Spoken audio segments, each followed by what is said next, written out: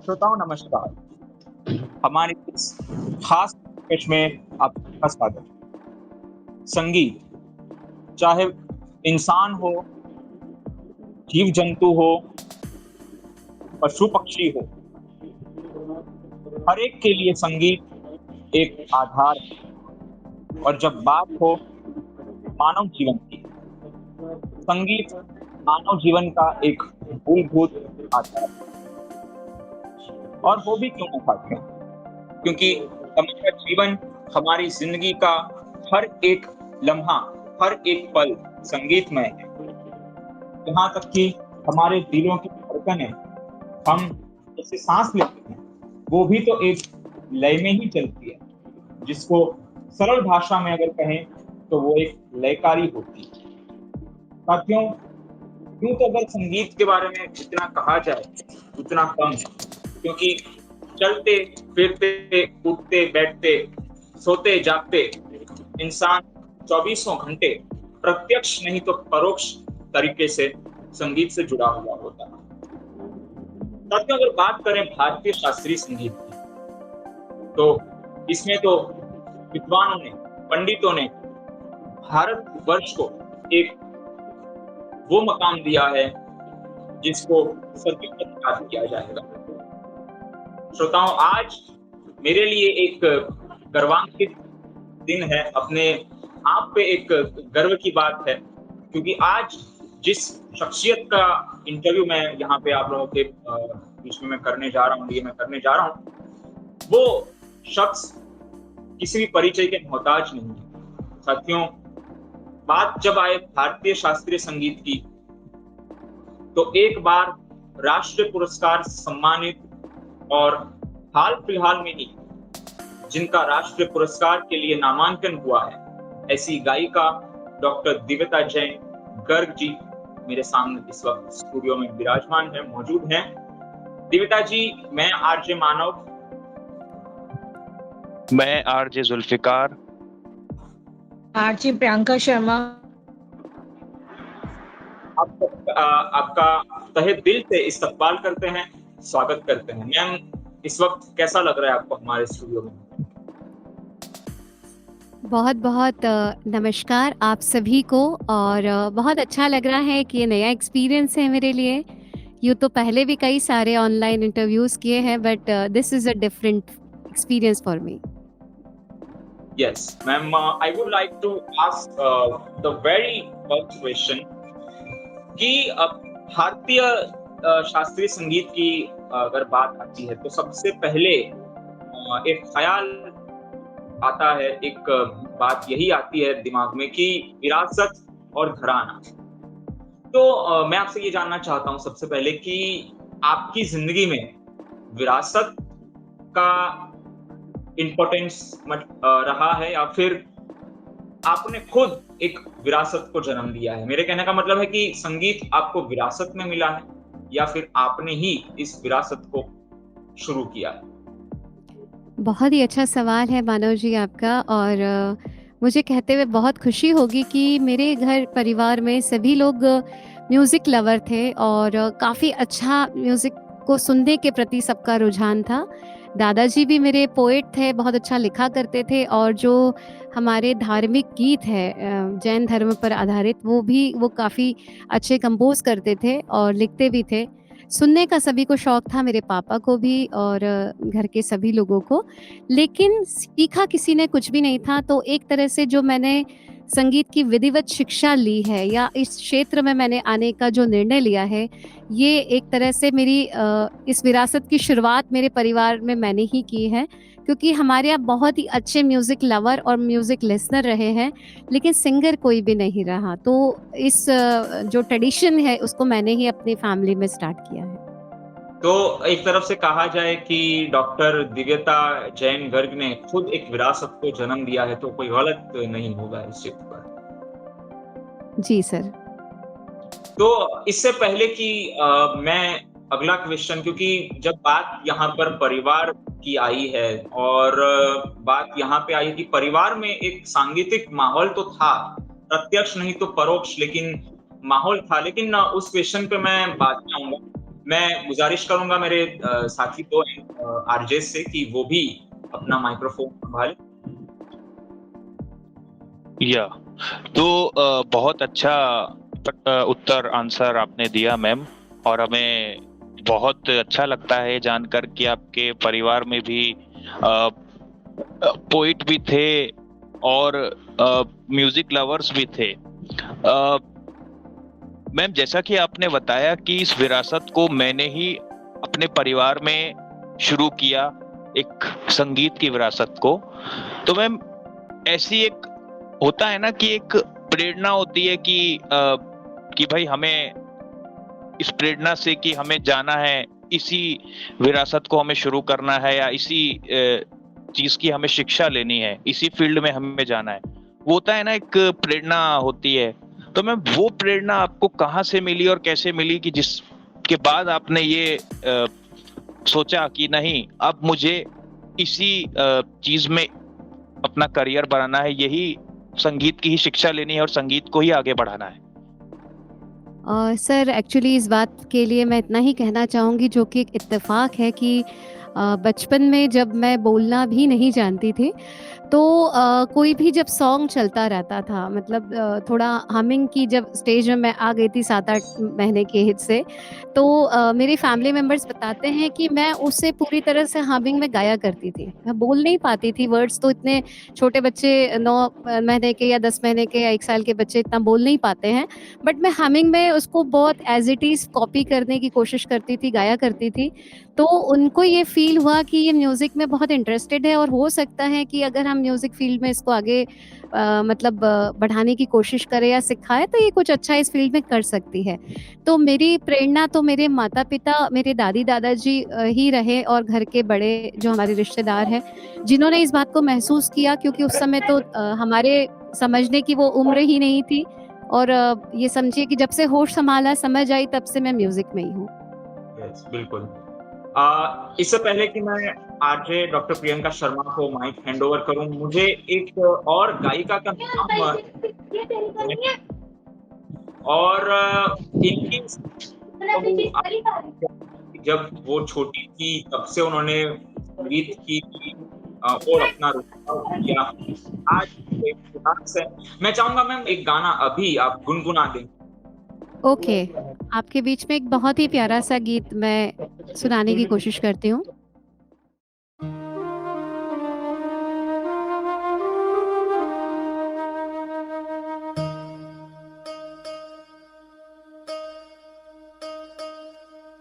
ओ पालनहारे,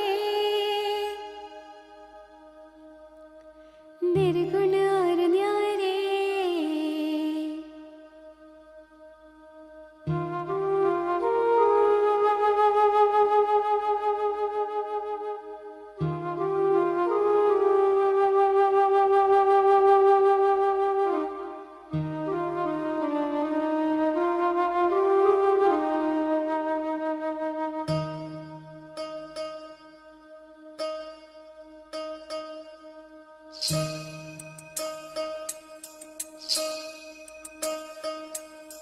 ओ पालनहारे, निर्गुण और न्यारे, तुमरे बिन हमरा कौन नहीं। हमरी उलझन सुलझाओ भगवन, तुमरे बिन हमरा कौन नहीं। तुम्हें हमका हो संभाले, तुम्हें हमरे रखवाले, तुमरे बिन हमरा कौन नहीं। तुम्हें बिन हमरा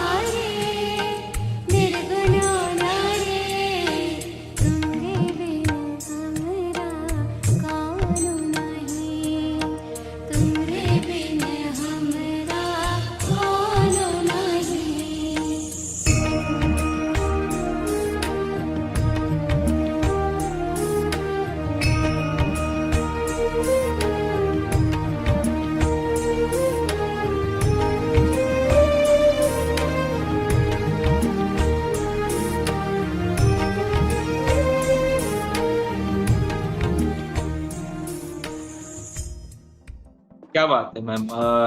now it's over to RJ doctor Priyanka Sharma. Ma'am मेरा आपसे ये प्रश्न है कि you will be learn sitar भी even get you are singing then you will be learn sitar ma'am which guru and then right now you are playing sitar at, then only singing that's my question.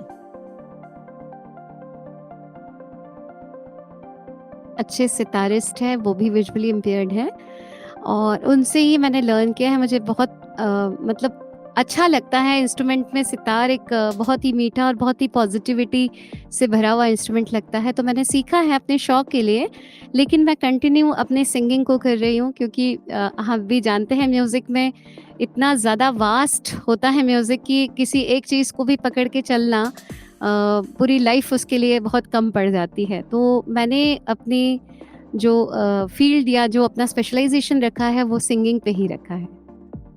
I think that your topic is basically from you have done PhD also and your topic which related to and one thing have that you face in the musical line have the problem you will be choose you learn classical music and all of the languages ma'am आपने जैसे बताया ना कि ma'am घर पे ही आपने music किया but then मुझे लगता है ठीक है दैट इज द हाउस में तो म्यूजिक होता है बट हम लोग गुरु भी I will be the choose get कि I will be the learn the classical music हमें इससे सीखना है then other music and you please tell me that the gurus and all that.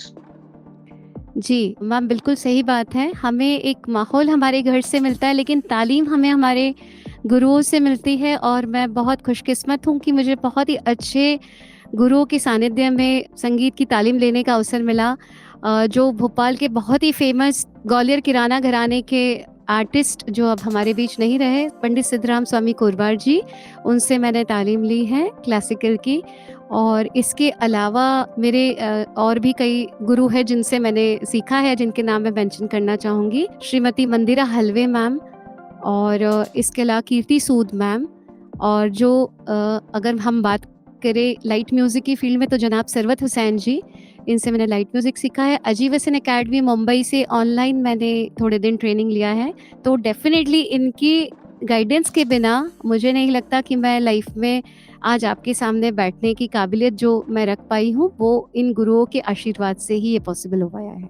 प्रश्न और है so because I'm be musical I'm be music lecturer I'm basically from I'm be playing sitar even get that is a lot of the problems in the facing the girl than the choosing the perfect guru मेरे साथ ये problem हुई है। One thing of that when you will be choose the you will be problematic have that yeah, that is too easily that to gurus give some the data and everything is get but I face be many problems even when you will be done PhD even also you will be face the problems of research work please tell me something ma'am briefly get and a little bit you will discuss about the topic we will get आपने किस topic पे ma'am research किया है? मेरा topic था भारतीय शास्त्रीय सुगम संगीत, मतलब दोनों पर आधारित था। तो भारतीय संगीत के क्षेत्र में प्रौद्योगिकी एवं वैज्ञानिक उपकरणों का योगदान गायन और वादन के विशेष संदर्भ में। तो ये जो टॉपिक था इसमें क्लासिकल, लाइट म्यूजिक, वोकल और इंस्ट्रूमेंट, इस फील्ड में टेक्नोलॉजी के आने से किस तरह का चेंजेस आया, क्या उसके नेगेटिव और पॉजिटिव इम्पैक्ट थे, और संगीत का जो पहले जो स्थिति थी उसमें क्या परिवर्तन हुआ, ये मेरा अध्ययन का टॉपिक था। और काफ़ी सारे चैलेंजेस इसलिए आए मैम क्योंकि ये टॉपिक बहुत ही नया था जब मैंने इस पर रिसर्च शुरू किया। और ग्वालियर से मेरी पीएचडी हुई है जीवाज यूनिवर्सिटी से, और मैं रहने वाली हूँ भोपाल की। तो काफ़ी बार ग्वालियर जाना, गाइड के साथ डिस्कस करना, and I am very fortunate कि मेरी जो गाइड है डॉक्टर स्मिता सहस्रबुद्धे मैम, वो बहुत ही ज़्यादा अच्छी है, इंसान तो है ही और बहुत बहुत लर्नेड और नॉलेजेबल पर्सन रही है। तो उन्होंने मुझे बहुत गाइड किया और बहुत अच्छा उनका गाइडेंस रहा, और मुझे नहीं लगता कि कभी भी उनकी तरफ से एज अ गाइड उन्होंने मुझे किसी भी तरह से परेशान किया, और बल्कि हमेशा सपोर्ट किया। और इसके लिए रिसर्च वर्क के लिए मैं काफ़ी यूनिवर्सिटीज़ की लाइब्रेरीज़ में जाके मैंने बुक्स रीड की, जैसे लाइक चंडीगढ़ में, पंजाब यूनिवर्सिटी में, और ग्वालियर में, भोपाल में, और भी दिल्ली की अलग अलग यूनिवर्सिटीज़ में। क्योंकि क्या है कि बुक्स अवेलेबल इस पे थी नहीं, तो मुझे मास कम्युनिकेशन और पत्रकारिता से रिलेटेड जो इलेक्ट्रॉनिक मीडिया है इस पे भी मुझे काफ़ी सारी रिसर्च करनी पड़ी, तब जाके मैं अपना डेटा कलेक्शन कर पाई। क्योंकि म्यूज़िक के जो लाइब्रेरीज थी वहाँ पर इस तरह की बुक्स ज़्यादा कुछ थी नहीं अवेलेबल मेरे जो मेरा टॉपिक था उसके रिगार्डिंग। पर इसमें मुझे काफ़ी सपोर्ट मिला, मेरी जो गाइड है उनका भी। और दूसरा जब मैंने पीएचडी स्टार्ट किया था तब मेरी जॉब भी लग गई थी और मेरी शादी भी हो गई थी और मेरा बेटा भी हो गया था 1-2 साल बाद। तो काफ़ी सारे चैलेंजेस थे कि सारी ज़िम्मेदारियों के साथ करना, क्योंकि जॉब मेरी भोपाल से बाहर थी। यस मैम, तो मैं यही उस पूछने वाली थी ma'am, your family support, your husband support या योर ओन इंटरेस्ट कि then I will be do research kit, क्योंकि विदाउट एनी सपोर्टिंग म्यूजिक में पॉसिबिलिटी नहीं है, दैट इज रिसर्च करना या whatever that. Even also भी आई एम भी सिंगल, अभी आई भी फेस स्ट्रगलिंग ही कर रही हूँ मैम। जो आपने मैम का नाम लिया, मेरा भी पीएचडी ग्वालियर से ही हुआ है। I am basically from okay, Jammu and Kashmir. तो पीएचडी मेरा वाओ! लास्ट ही मेरा टॉपिक संतूर से रहा है, ओरिजिन ऑफ अच्छा, संतूर पे मैंने काम किया था। तो मतलब मेरी वेरी जर्नी नाइस। में there is lot of problems facings, तभी मैं then I will be the end one thing ma'am, sorry for of that, जैसे योर इज विजुअलाइजेशन प्रॉब्लम, तो everybody have to like neglection even get. Ma'am आपने ये भी problem face किया है? या मैम, बहुत ज़्यादा। ये तो हर स्टेप मुझे लगता है कि विजुअली इम्पेयर्ड होना हमारे लिए प्रॉब्लमैटिक नहीं है, लेकिन जो हमें देख रहे हैं उनके लिए ज़्यादा प्रॉब्लमैटिक होता है। कुछ लोगों के लिए हम ज़ू में रहने वाले एनिमल्स जैसे होते हैं जो एकदम डिफरेंट है, कुछ लोगों के लिए हम कार्टून नेटवर्क के कैरेक्टर्स होते हैं और कुछ लोगों के लिए हम दया के पात्र होते हैं। बहुत ही कम लोग होते हैं जो हमें जैसे हम हैं वैसे एज़ इट इज़ समझने की कोशिश करते हैं, और उसमें से भी बहुत कम होते हैं जो उसे अपनाने की कोशिश करते हैं। तो ये तो मैम हर स्टेप पे हमें सुबह उठने से रात के सोने तक हर जगह फेस करना पड़ता है, चाहे वो घर हो या अपना वर्क प्लेस हो या हमारा आस पड़ोस हो।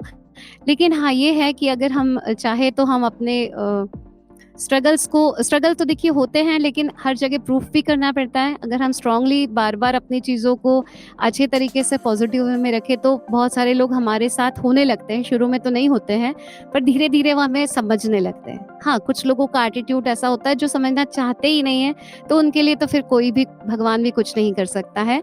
बट उन्हें हम छोड़ दें तो बहुत से लोग होते हैं जो बहुत अच्छे से हमें समझने की कोशिश करते हैं। जो शुरुआत में हमको एकदम इसी तरह का कुछ कैरेक्टर समझ के चलते हैं, वो उनकी सोच काफ़ी हद तक हमारे लिए बदल जाती है। ये मैंने बहुत ज़्यादा महसूस किया है अपनी जर्नी के दौरान। मैम, यहाँ पर काफ़ी ऐसी बातें हैं जिस पर हम ज़रूर आगे डिस्कस करेंगे। बट अपार्ट फ्रॉम दैट मैं थोड़ा-सा टॉपिक को डाइवर्ट करना चाहूँगा। जैसे कि आपने कहा कि समर्थ गुरुओं की तालीम, जिसको मैं कहूँगा अगर शुद्ध हिंदी भाषा में, तो आपकी ज़िंदगी में समर्थ गुरुओं की तालीम रही है। लेकिन जी। इसमें एक ऐसा होता है, एक ऐसा स्टेज ज़रूर आता है हमारी ज़िंदगी में कि किसी एक गुरु का यदि हम नाम लेना चाहें, तो वो कौन है गुरु? और आप उनका नाम अगर हमारे बीच में लेना चाहोगे, तो उसके पीछे क्या आपका एक क्राइटेरिया होगा?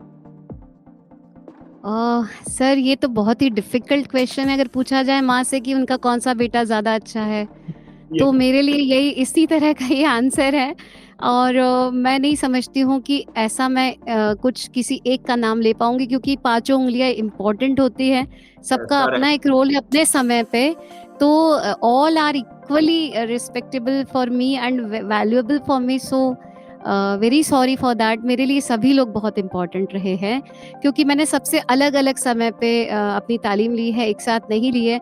अलग-अलग समय पे ली है, अलग-अलग सिचुएशंस में ली है, तो मैं समझती हूँ सबका मेरी लाइफ में बहुत इम्पोर्टेंट रोल है।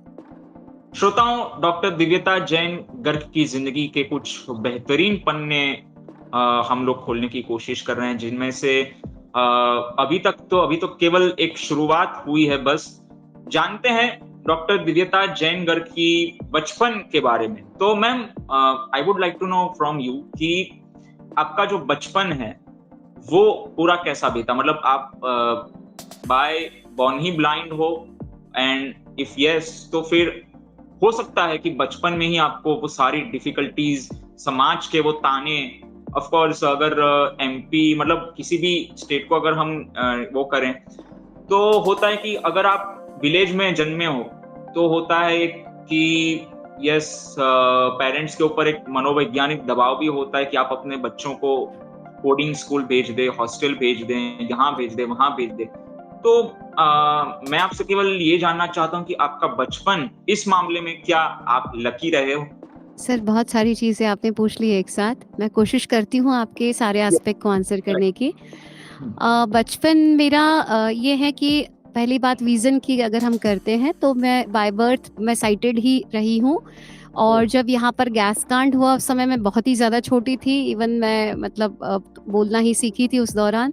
तो उसका गैस कांड के समय थोड़ा हम घर के बाहर निकल आए थे तो हमें थोड़ा मेरी आँखों में उसकी वजह से प्रॉब्लम आया, लेकिन चूँकि छोटी थी तो ये समझ में नहीं आया घर में किसी को भी कि ये प्रॉब्लम कुछ हो सकता है। तो एट द एज ऑफ 5 और 6 थोड़ा समझ में आने लगा कि विज़न थोड़ा-सा इसका कम हो रहा है। तो डॉक्टर को दिखाया, सभी जगह दिखाया तो डिटेक्ट ही नहीं हो पाया। इवन चेन्नई में भी लेके गए तो वहाँ पे भी कहा कि विटामिन ए की कमी है इसलिए प्रॉब्लम है। फिर उसके बाद ऐसे ही कुछ-कुछ बताते गए, लेकिन काफ़ी दिनों बाद ये प्रेडिक्ट हुआ कि रेटिना पिगमेंटोसा की वजह से विज़न कम हुआ है। अब वो रेटिना पिगमेंटोसा हो सकता है गैस कांड की वजह से आँखों में कुछ असर आया हो या जो भी रीज़न हो वो नहीं पता।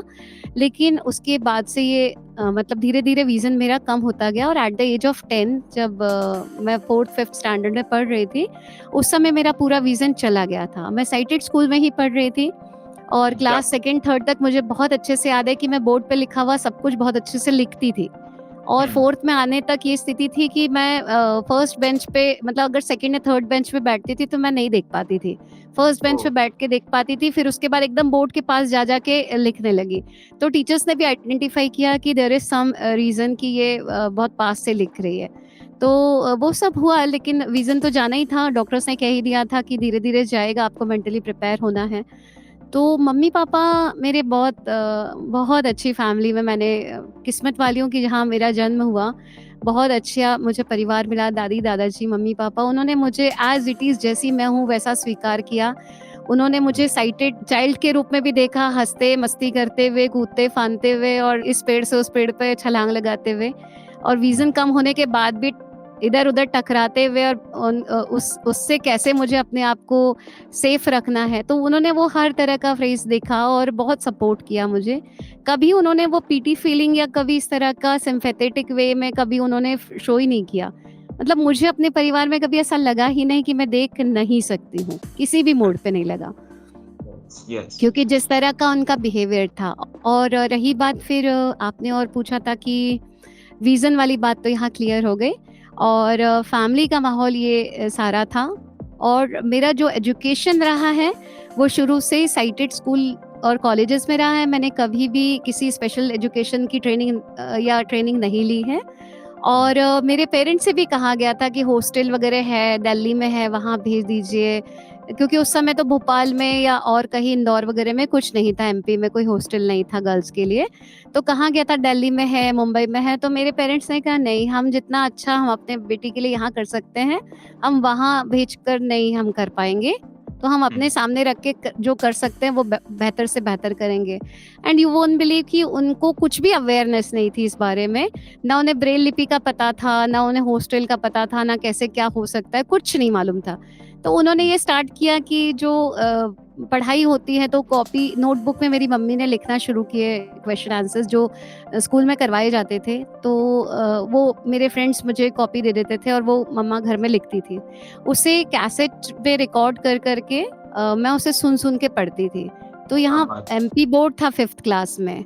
5th क्लास में बोर्ड की एग्ज़ाम हुआ करती थी, एमपी बोर्ड में मैं थी। तो 1 साल जूनियर राइटर ने मेरा पेपर लिखा और वो राइटर भी बड़ा अच्छा मुझे मिला था। मतलब हमारे यहाँ पे लेबर काम करती थी, उनका बेटा था और उसने बड़े अच्छे से मतलब वो मेरा पेपर लिखा जो मैं डिक्टेट कर रही थी। तो इस तरह से 5th तक मतलब विज़न तो कम हो गया था, लेकिन इस तरह की दिक्कत मुझे नहीं आई और जो आई भी वहाँ पर भी मेरे पेरेंट्स ने ऐसा कभी मुझे महसूस नहीं होने दिया, शायद इसलिए मुझे कभी वो तकलीफ ऐसी लगी नहीं। और जब लोग कहते भी थे कि इतनी सुंदर दिखती है भगवान ने आंखें छीन ली, ये कर दिया वो कर दिया, तो मम्मी पापा या जो जिनके सामने कहते थे वो इशारा कर देते थे कि नहीं बोलना है ऐसे, तो ऐसे बात नहीं करनी है करके। मैम अगर इन सारी चीज़ों को थोड़ा-सा गौर से देखते हैं तो when it comes to your childhood but apart from that मैं एक चीज़ आपसे और यहाँ पे जानना चाहूँगा कि आपने जैसे कहा कि फैमिली ने ही आपको शुरू से लेकर के अब तक जो है वो सपोर्ट किया है।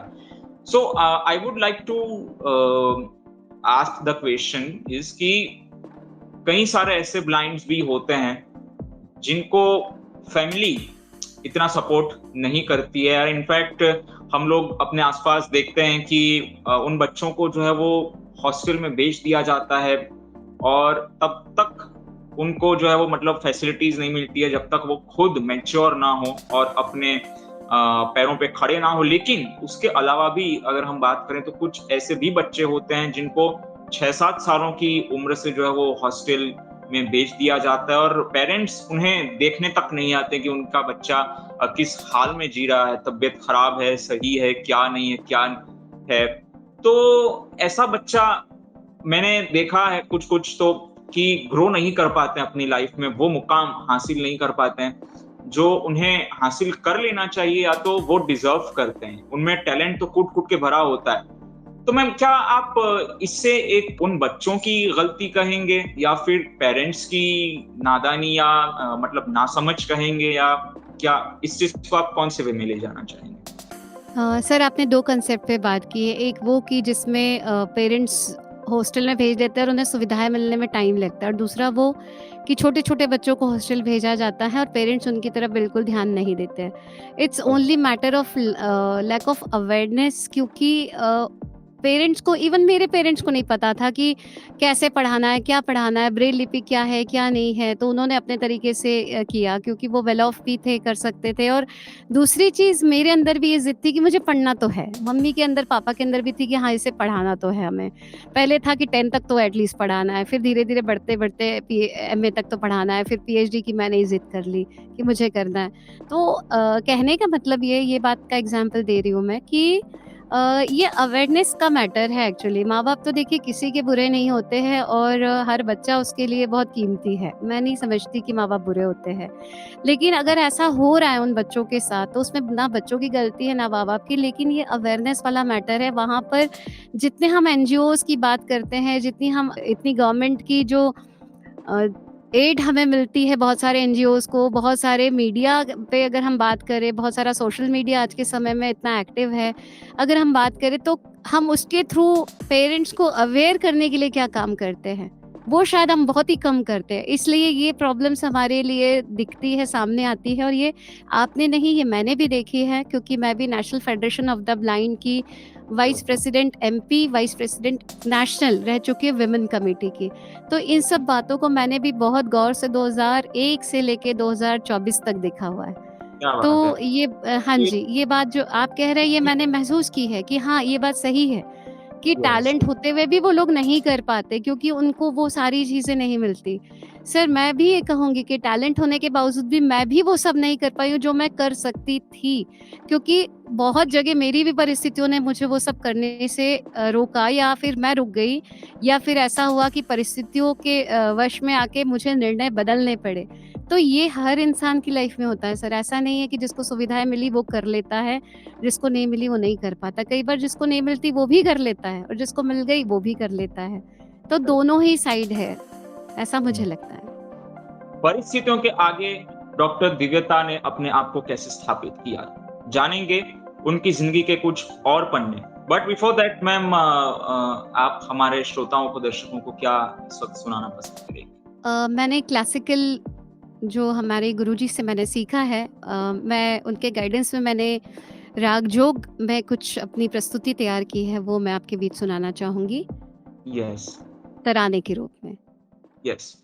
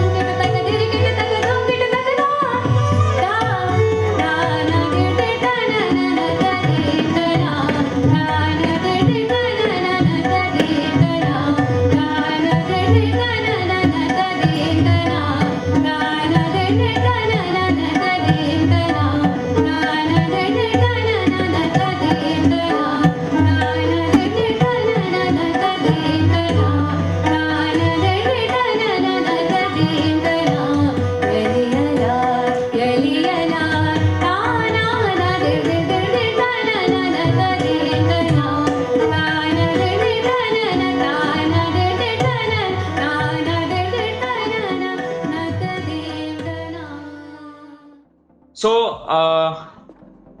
जैसे कि परिस्थितियों की बात आई है, तो एक क्वेश्चन मैं ज़रूर यहाँ पे रेज़ करना चाहूँगा, उसके बाद मैं डॉक्टर प्रियंका से गुज़ारिश करूँगा।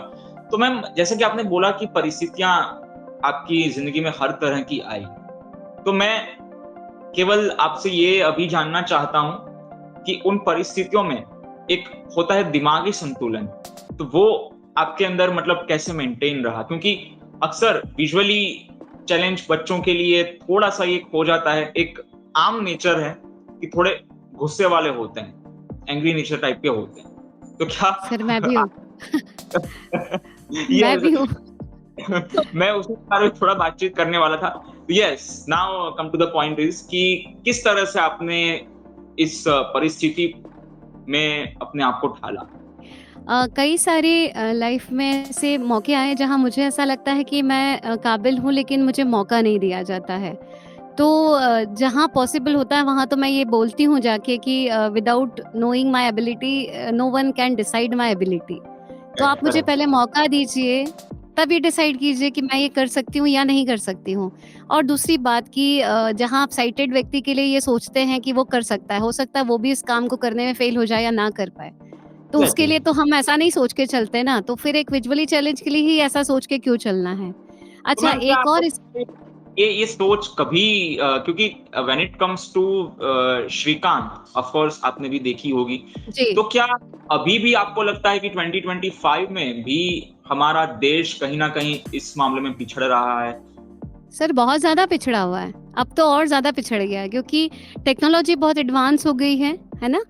बहुत ज़्यादा हम अवेयर हो गए हैं, विजुअली चैलेंज भी अवेयर हो गए हैं, उनके लिए भी टेक्नोलॉजी एडवांस हो गई। लेकिन साइटेड इंसान इस बात को समझने के लिए तैयार नहीं है कि विजुअली चैलेंज के लिए भी अगर टेक्नोलॉजी एडवांस है तो वो किस जगह एडवांस और किस जगह नहीं। मुझसे भी एक्सपेक्ट किया जाता है कि आप कंप्यूटर चला लेती हैं, आप मोबाइल चला लेती हैं, फिर आपने हमारा मैसेज तो पढ़ा नहीं, आपने हमारे मैसेज पे रिप्लाई नहीं किया। हमने भेजा तो था आपके लिए, लेकिन आपने उस पे कोई रिस्पॉन्स नहीं दिया। भई आपने इमेज भेजी थी, उस इमेज को हमारा लैपटॉप या मोबाइल अभी भी नहीं रीड कर पाता है, उसका सॉफ्टवेयर या स्क्रीन रीडर। ये हमें उन्हें बताना पड़ता है क्या कि एक अगर और आपको हमें कोई मैसेज करना है या आपको हमें कोई बात बतानी, तो आइदर आप टेक्स्ट पे कहिए या फिर आप ऑडियो मैसेज में कहिए, तो हम उस बात को तुरंत रिस्पॉन्ड कर पाएँगे। तो बट क्या व्हेन इट होता है कम्स कि जी। Yes, but when it comes to audio and text and photos, तो क्या आपको यहाँ पर थोड़ा-सा मैं टॉपिक को और आगे ले जाता हूँ कि क्या आपको लगता है इस मामले में भी कुछ एडवांस्ड टेक्नोलॉजी आनी चाहिए या आ सकती है इन फ्यूचर? सर खैर टेक्नोलॉजी के बारे में तो हम कुछ भी नहीं कह सकते क्योंकि आज से 5-10 साल पहले हमें नहीं पता था एआई आने वाला है।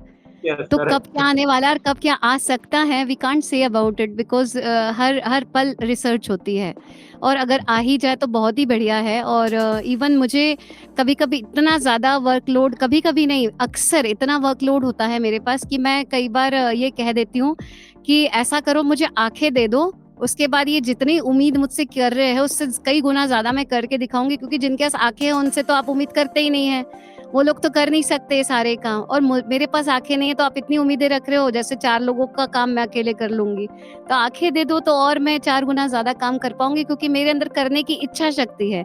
लेकिन जहाँ मेरी लिमिटेशन है वहाँ तो आपको मुझे समझना होगा, बट लोग इस बात के लिए तैयार बिल्कुल नहीं है। लोगों को ये लगता है कि गवर्नमेंट ने इनको नौकरी दे दी है, गवर्नमेंट ने इनको सुविधाएँ दे दी है, तो गवर्नमेंट ने नौकरियां सुविधाएं दी है, तो गवर्नमेंट ने ये भी देखकर दी है कि भाई इनकी काबिलियत क्या है, इनकी लिमिटेशंस क्या है और इनका कैलिबर कहाँ तक का है। तो आप उसके अकॉर्डिंग काम कराइए, हम सब कुछ करेंगे। अगर आप हमको लैपटॉप में एनवीडीए या जॉब्स नहीं देंगे और कहेंगे लैपटॉप चलाओ, हम नहीं चला पाएंगे। हम क्यों नहीं चला पाएंगे? क्योंकि हम सुन के काम करते हैं, लेकिन इस बात को बहुत कम लोग समझ पाते हैं। और मेरे साथ ये मैं कोशिश मेरी यही होती है कि मैं लोगों को अवेयर करूं। तो लाइक जब मैं अपनी क्लासेस लेती हूँ स्कूल में भी, तो मेरे पास तकरीबन 1500 बच्चे और अभी तक मुझे लगता है 6-7 हज़ार बच्चे मुझसे पढ़ चुके हैं। They all know about jaws and Nvidia. उनको पता है कि मैडम ये जो लैपटॉप में चलता रहता है, पहले दिन 2 दिन तो हंसते हैं, फिर मैं कहती हूँ बेटा ये एलियन नहीं है, ये जो है स्क्रीन रीडर है, जैसे आप देख के पढ़ते हो वैसे हम सुन के पढ़ते हैं। तो उन्हें इतना अच्छे समझ में आ जाता है कि क्लास 1 के बच्चे जो 2 दिन शुरू में हंसते हैं, वो अगले दिन से फिर समझने लगते हैं और उनका हंसना बंद हो जाता है। और वो उसके बाद समझ के अच्छे से गाइड भी करते हैं कई बार कि मैम आपका एनवीडिया नहीं चल रहा है, हम इसको ऑन करके दे दें आपको। तो वो इस लेवल पे भी हमें समझना शुरू करते थे। ये अवेयरनेस कहीं ना कहीं उन बच्चों में जब आ रही है, तो आगे चल के उनके जनरेशन में जब वो हमारी तरह और लोगों को देखेंगे ना, तो वो अवेयर रहेंगे इस बात के प्रति। जैसे कि हमें वो माहौल नहीं मिला अवेयरनेस वाला, और एमपी में तो बिल्कुल ही ना के बराबर है। एमपी में तो बहुत ज्यादा, या तो ऐसा है कि ओवर एक्सपेक्ट किया जाता है, आपको समझा ही नहीं जाता है, कुछ एक इंसान की कैटेगरी में ही नहीं काउंट किया जाता आपको, और ओवर एक्सपेक्ट किया जाता है, या तो फिर कह दिया जाता है इनसे कुछ नहीं बनेगा, ऐसा बोल के काम करवा लिया जाएगा सब कुछ और कहा जाएगा इनसे कुछ नहीं होगा। काम तो सारे करवा लेंगे और कहेंगे कुछ नहीं होता, इनसे कोई काम नहीं करते ये। One kind of मैं एक्चुअली मैं यहाँ पे रोक करके आपको एक पॉइंट ऐड करना चाहूंगा और उसी पे मैं एक क्वेश्चन पूछना चाहूंगा। जी देखिए हम तो एक आम नागरिक हैं। आज मैं former chief justice of India DY Chandrachud साहब का इंटरव्यू सुन रहा था, तो उनकी भी जो डॉटर्स हैं वो लोकोमोटर डिसेबल हैं, तो उन्होंने भी अपने इंटरव्यू में ये कहा कि मुझे रिटायरमेंट के बाद किस तरीके से घर खाली करने का दबाव झेलना पड़ा, ये बताने के बावजूद भी कि उनके लिए, मेरी डॉटर्स के लिए जो है, जो भी हम घर ढूंढ रहे हैं उसमें एक्सेसिबल वो नहीं है।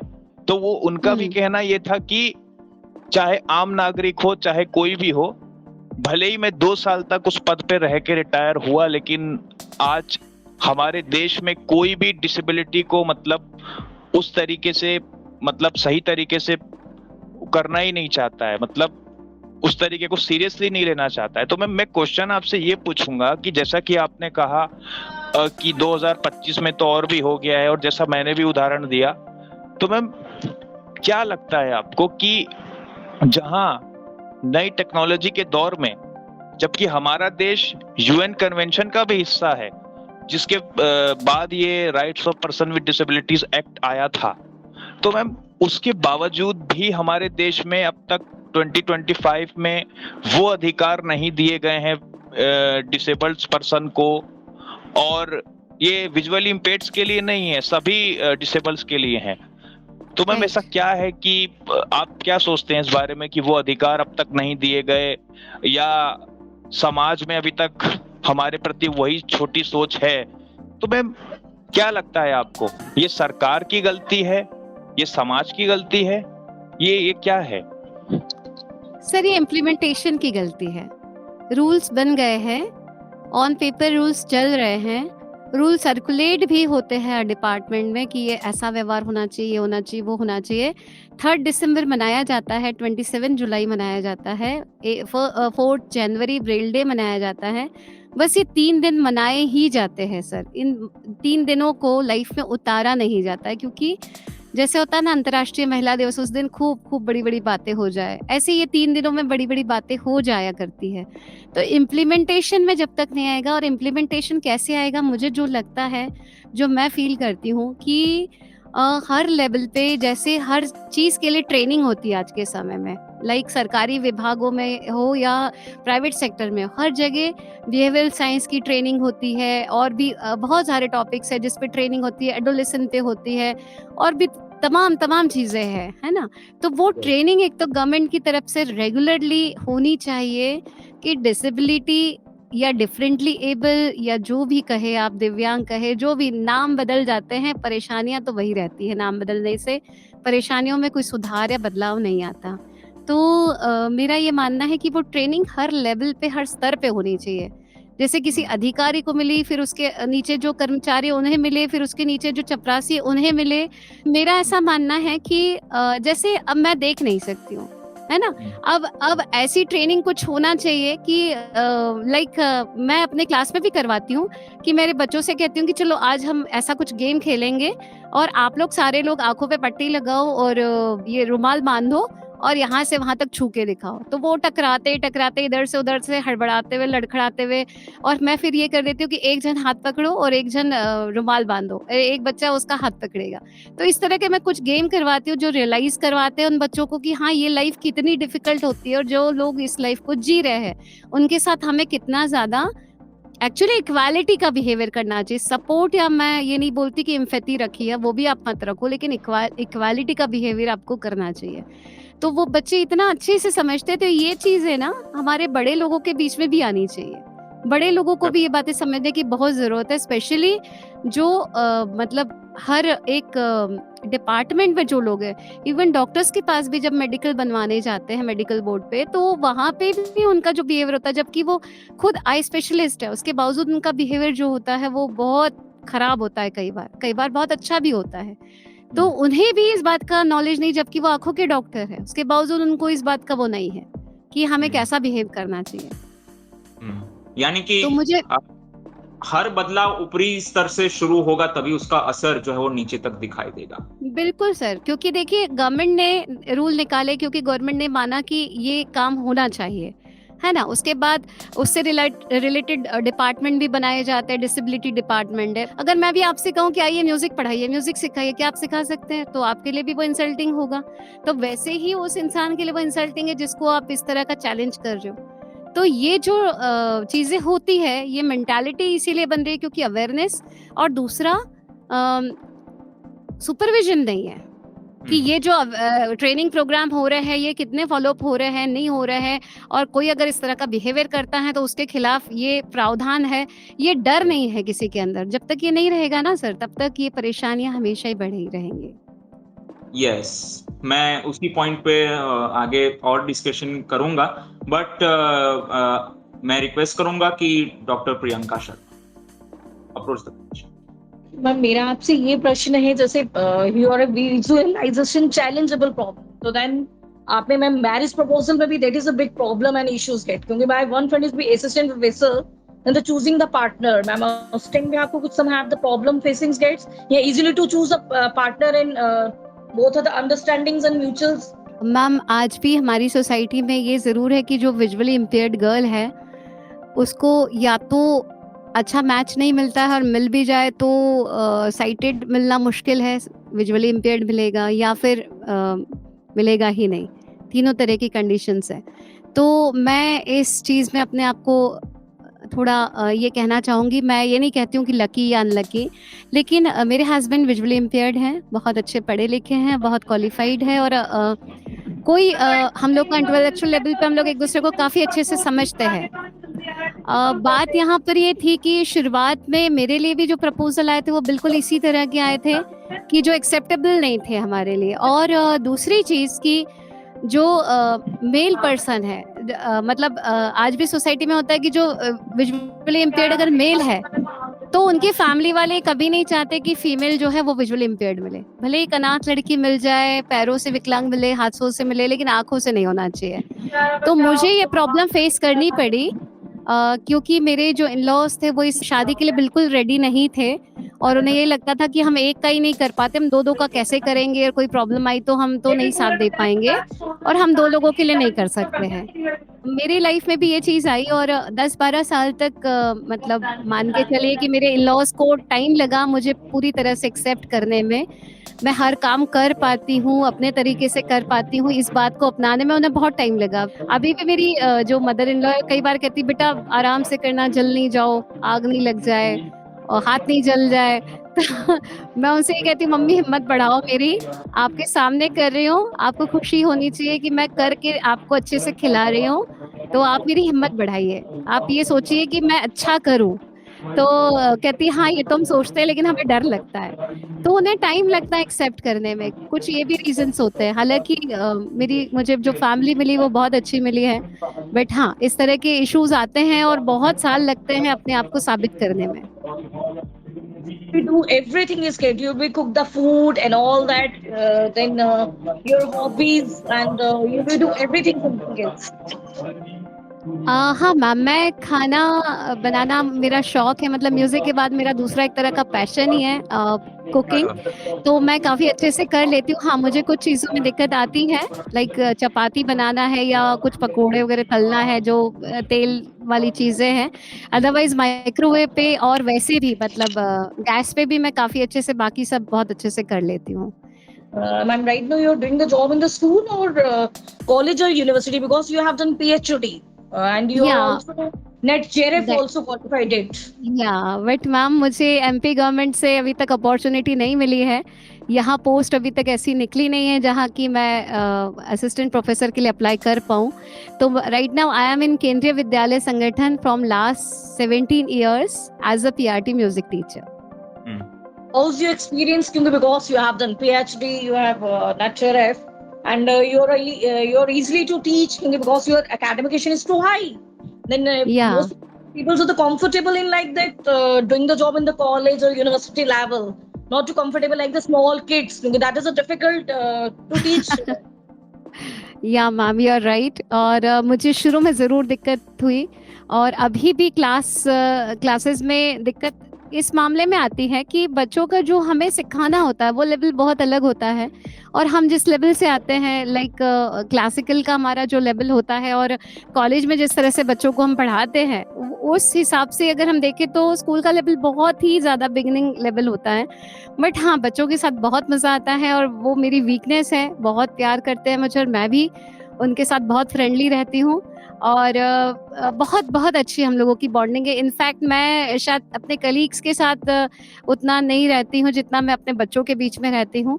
तो मुझे बहुत अच्छा लगता है उन लोगों के साथ रहना और जो उनके खिलते हुए, हँसते हुए, मासूम से चेहरे होते हैं, भले उनको कितनी डाँट पड़ जाए, कुछ हो जाए, लेकिन 5 मिनट बाद वो वापस भूल के वापस वैसे ही हो जाते हैं और हमें कहीं न कहीं वो सिखाते हैं कि पकड़ के मत बैठो चीज़ों को, छोड़ दो।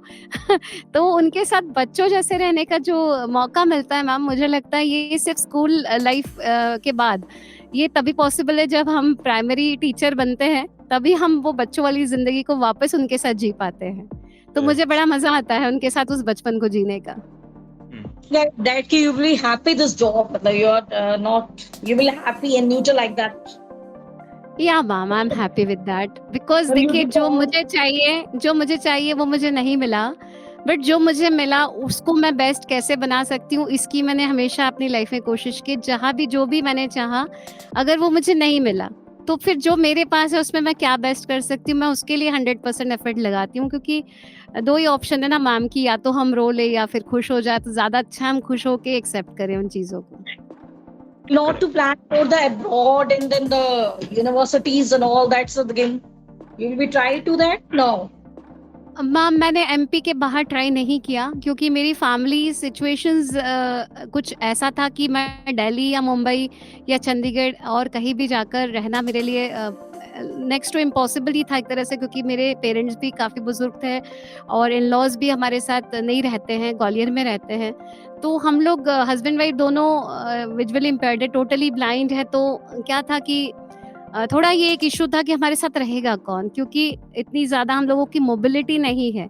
बाकी सब चीज़ों में इंडिपेंडेंट है लेकिन मोबिलिटी को लेके थोड़ा-सा हम लोगों की एक तरह से इतनी ज़्यादा वो नहीं होने से भी हम लोग अकेले मतलब मैनेज करना हमारे लिए थोड़ा मुश्किल होता है।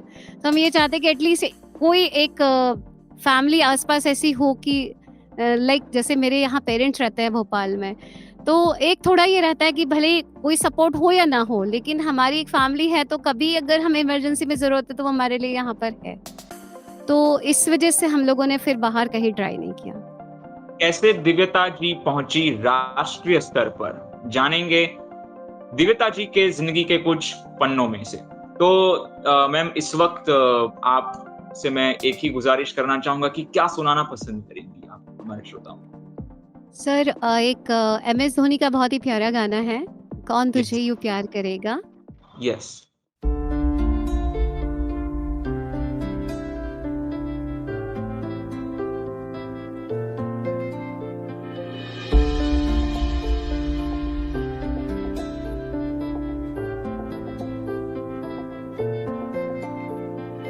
तू आता है सीने में जब जब सांसें भरती हूँ, तेरे दिल की गलियों से मैं हर रोज गुजरती हूँ। हवा के जैसे चलता है तू, मैं रेत जैसे उड़ती हूँ। कौन तुझे यूँ प्यार करेगा जैसे मैं करती हूँ। ओ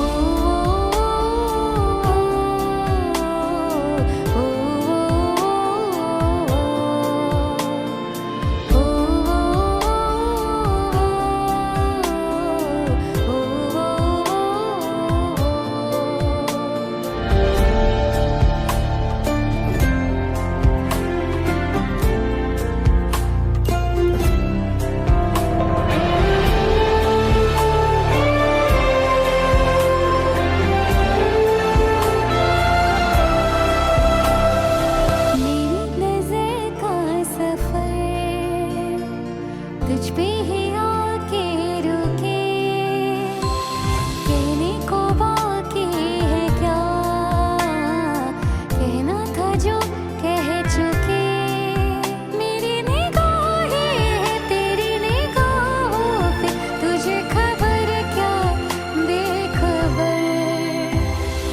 मैं तुझसे ही छुप छुप के तेरी आँखें पढ़ती हूँ। कौन तुझे यूँ प्यार करेगा जैसे मैं करती हूँ।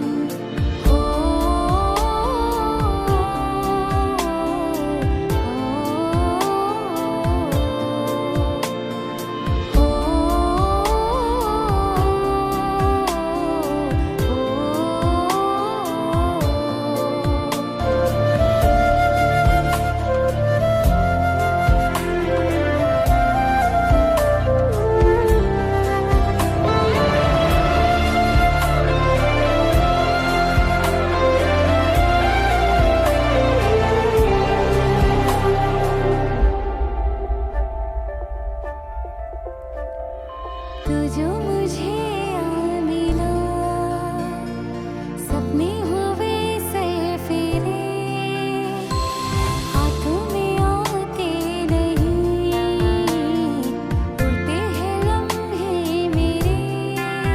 मेरी हंसी तुझसे, मेरी खुशी तुझसे, तुझे खबर क्या बेकदर।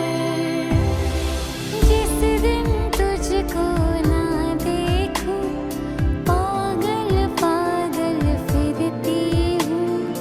कौन तुझे यूँ प्यार करेगा जैसे मैं करती हूँ।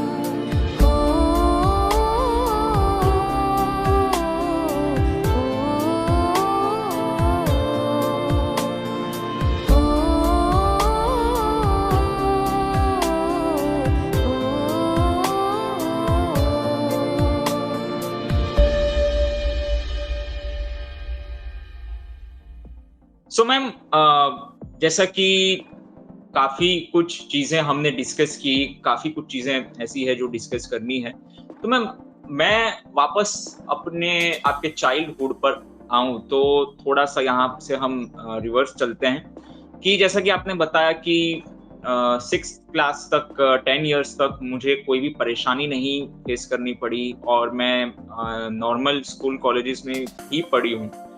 तो मैम एक तो होता है हर एक स्कूल कॉलेजेस में कि अगर आपकी 5 उंगलियां अगर आपको सपोर्ट कर रही है तो हो सकता है छठी उंगली आपको सपोर्ट ना करे, ठीक है, या तो मतलब कुछ भी आप कह लीजिए। तो ऐसा कुछ क्या कॉलेजेस में या तो स्कूल में क्या कभी आपका रैगिंग वाला कुछ मसला या तो किसी ने करने की कोशिश या तो आपकी ब्लाइंडनेस का फायदा, क्योंकि अक्सर अगर जब कोई blind person normal school colleges में जाता है तो जहां तक मेरा सिक्स सेंस है 60% उसके साथ ये घटनाएं होती है। तो अगर आपके साथ ऐसा कुछ हुआ तो आप उनसे कैसे बाहर आए, मेंटली, फिजिकली? सर बहुत सारा हुआ मेरे साथ भी, और क्लास 5th तक जैसे मेरा विज़न था और चला गया, मतलब 5th में आने तक। तो फ्रेंड्स मेरे साथ अच्छे थे, लेकिन स्कूल में जो टीचर्स थे वो काफ़ी ज़्यादा नेगेटिव हो गए मेरे लिए कि अब ये कैसे पढ़ेगी, हम इसको नहीं रख सकते।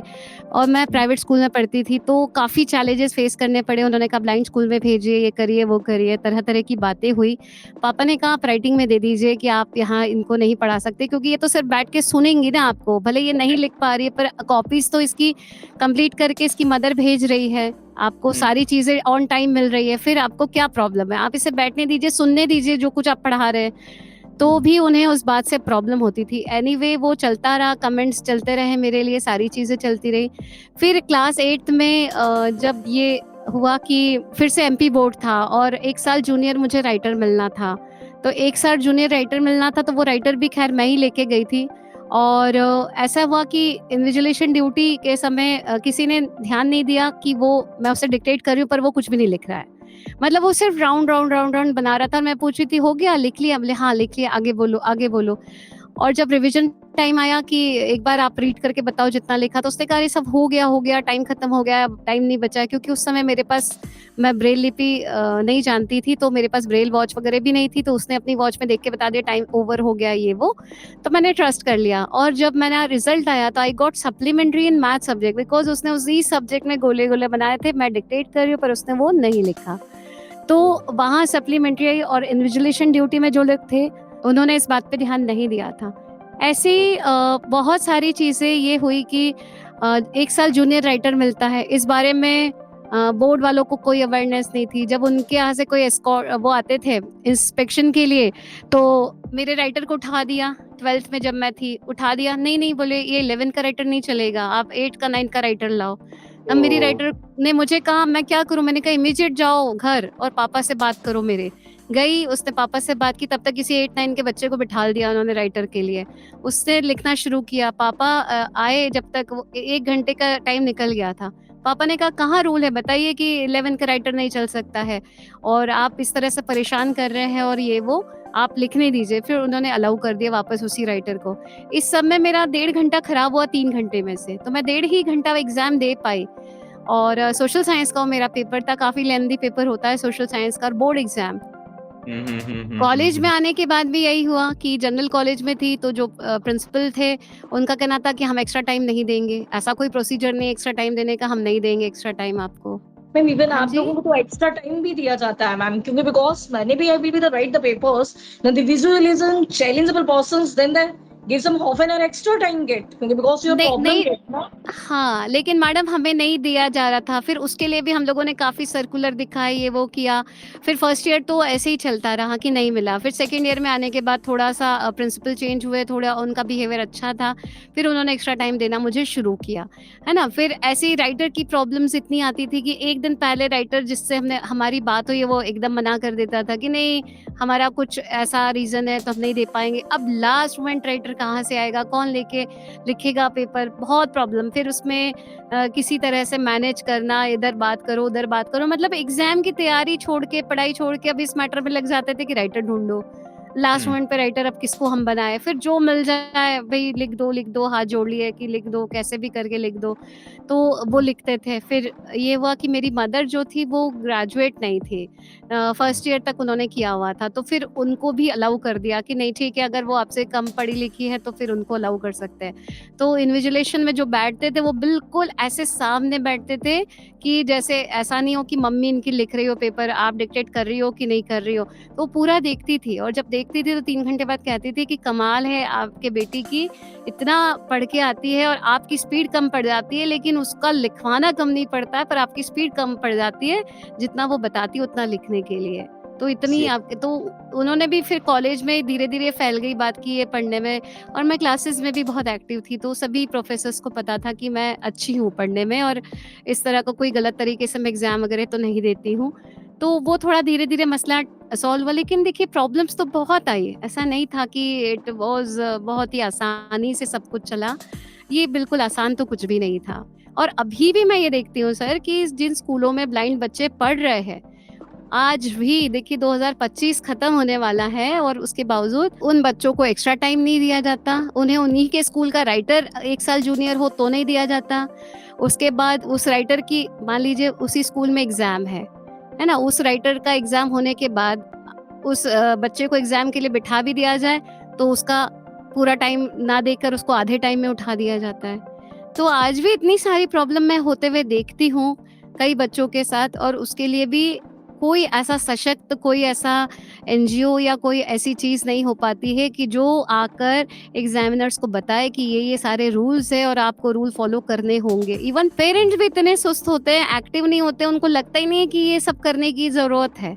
क्योंकि जस्ट लैक ऑफ अवेयरनेस वाली बात है। ये नहीं है कि वो अपने बच्चों का दर्द या तकलीफ समझते नहीं है, पर वो समझ नहीं पाते कि उनको अब करना है तो करना कैसे है।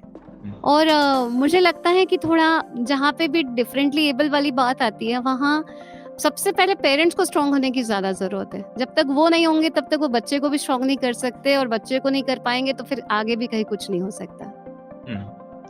तो यहाँ पर मैं थोड़ा-सा और आगे बढ़ूँ उससे पहले आप एक और गाना कौन-सा हमारे दर्शकों को सुनाना पसंद करेंगे? लता जी का एक बहुत ही प्यारा-सा गीत है, छोड़ दे सारी दुनिया किसी के लिए। आशा करती हूँ आपको अच्छा लगेगा, तो करेक्ट, ये करेक्ट। गीत मैं प्रस्तुत करना चाहूँगी। कहाँ चला है मेरी जोगी, जीवन से तू भाग के, किसी एक दिल के कारण यूं सारी दुनिया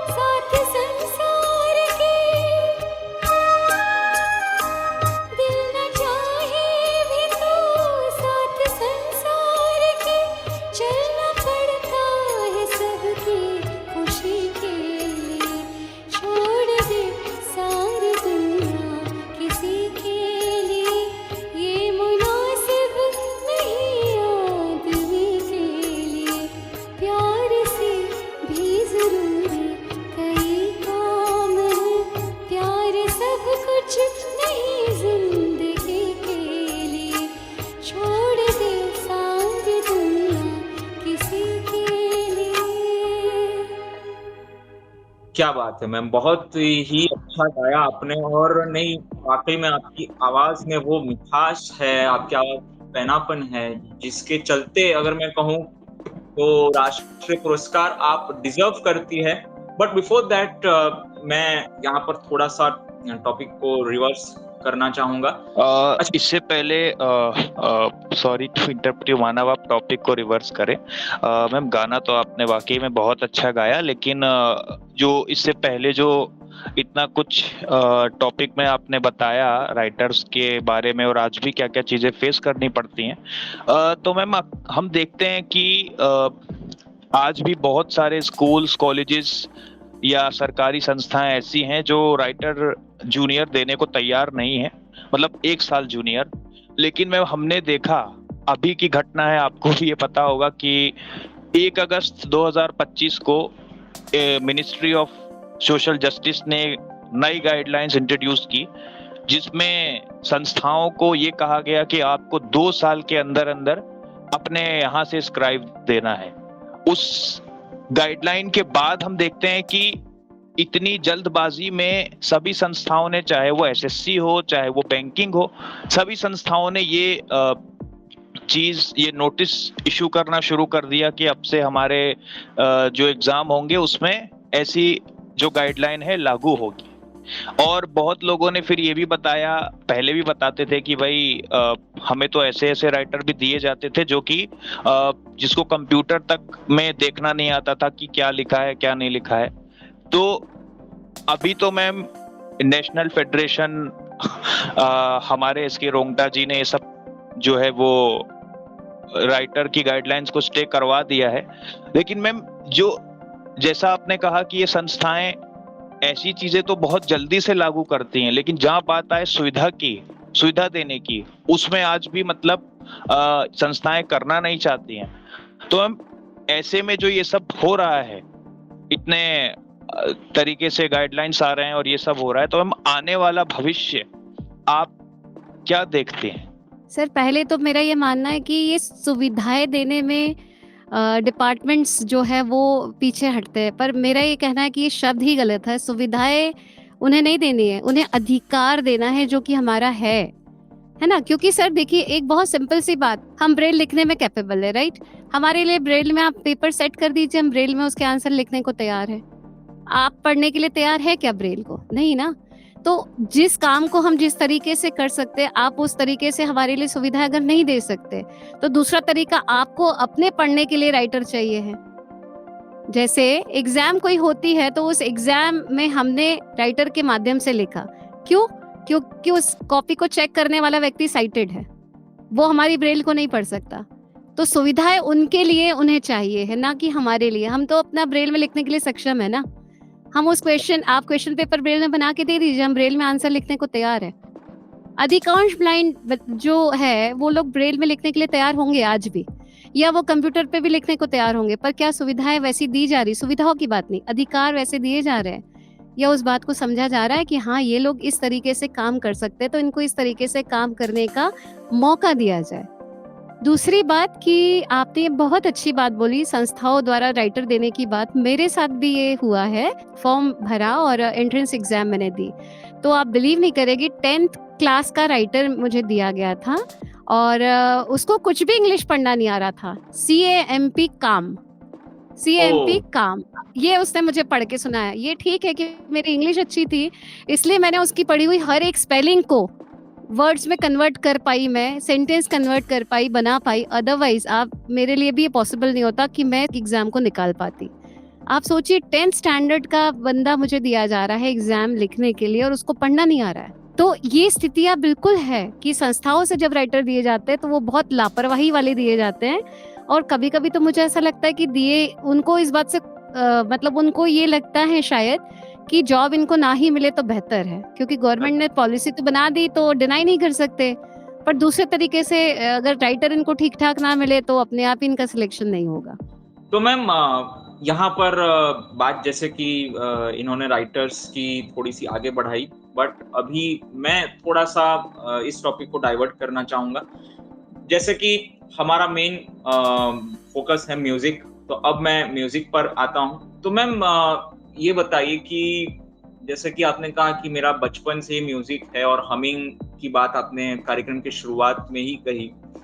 तो एक क्वेश्चन मैं बहुत ही इम्पोर्टेंट समझता हूँ, वो हर एक म्यूजिशियन के लिए मायने रखता है। कुदरतम आवाज का जितना अच्छा होना जरूरी है, उतना ही जरूरी है रियाज, वो लगन, संगीत के प्रति वो तैयारी, आपका डेडिकेशन।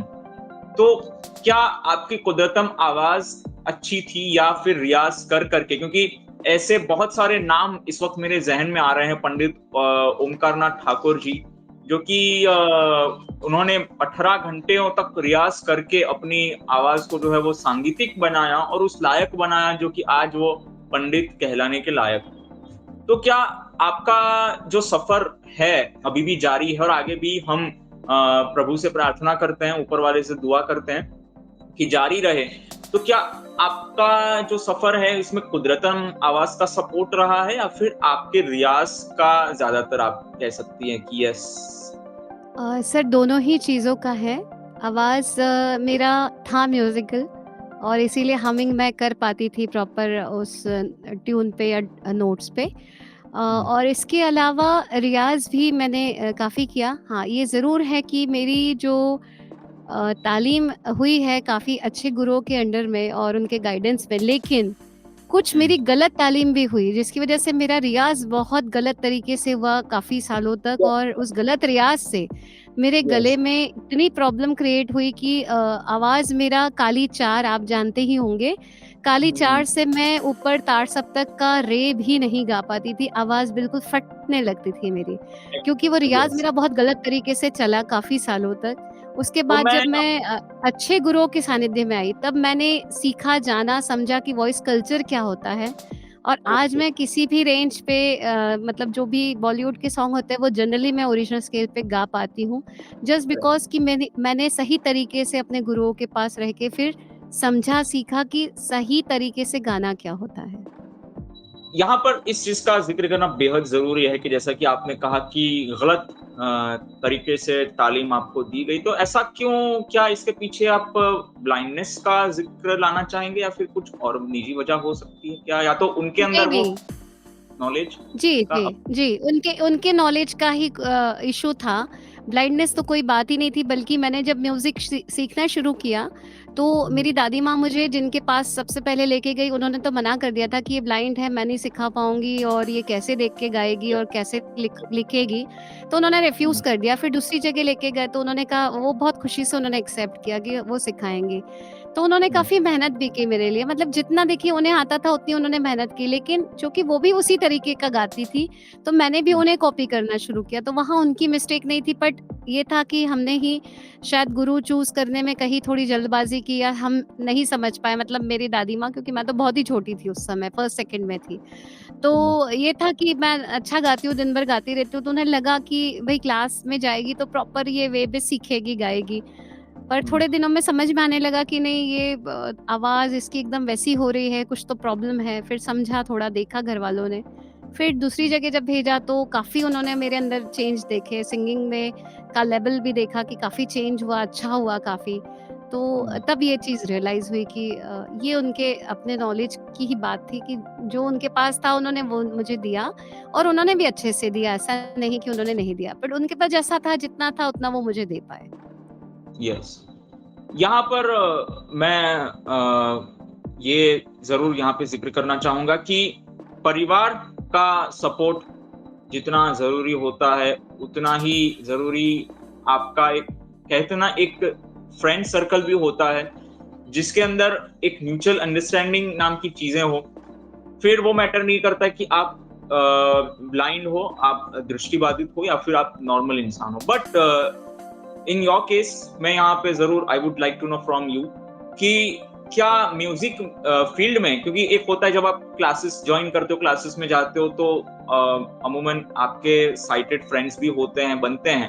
तो क्या वैसे कोई एक आध दो फ्रेंड का आप यहाँ पे जिक्र करना चाहेंगे जिन्होंने आपको गुरु के अलावा मोटिवेट किया हो और आपको बहुत ज्यादा सपोर्ट किया हो? सर मेरे एक्चुअली सभी फ्रेंड्स जो है मैक्स टू मैक्स वो सारे ही साइटेड है, एक दो ही है जो विजुअली इम्पेयर्ड है।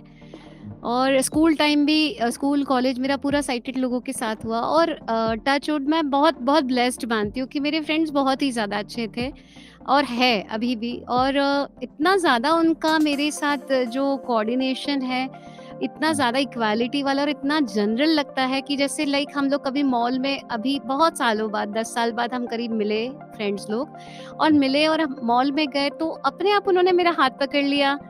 यहाँ स्टेयर है, यहाँ भी एस्केलेटर है दिव्यता, आराम से थोड़ा अपन चलेंगे।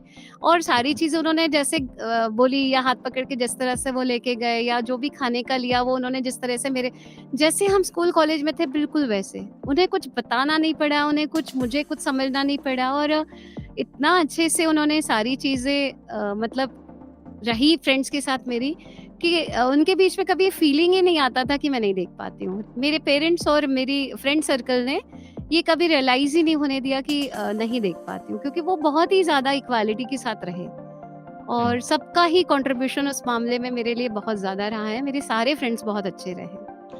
अब इससे पहले कि हम कुछ और पन्ने आपकी ज़िंदगी से निकालें, आप क्या सुनाना पसंद करेगी हमारे श्रोताओं को?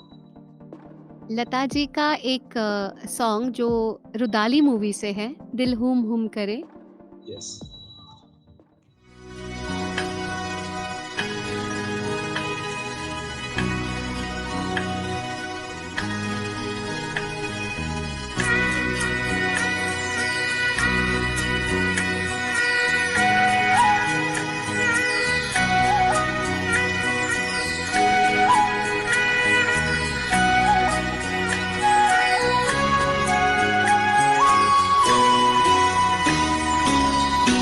दिल हुम हुम करे घबराए,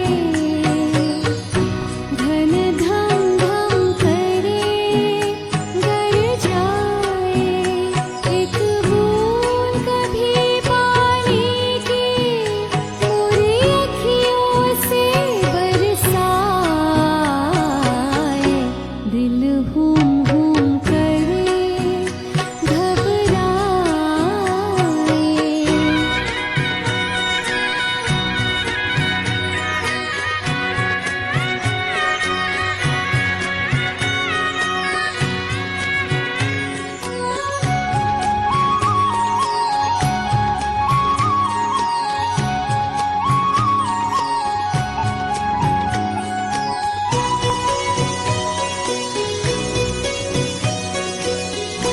तेरी झोरी डारो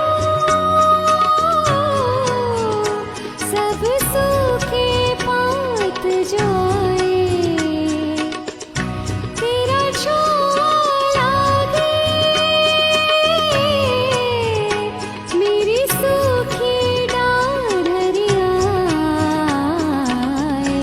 दिल हुम हुम करे घबराए।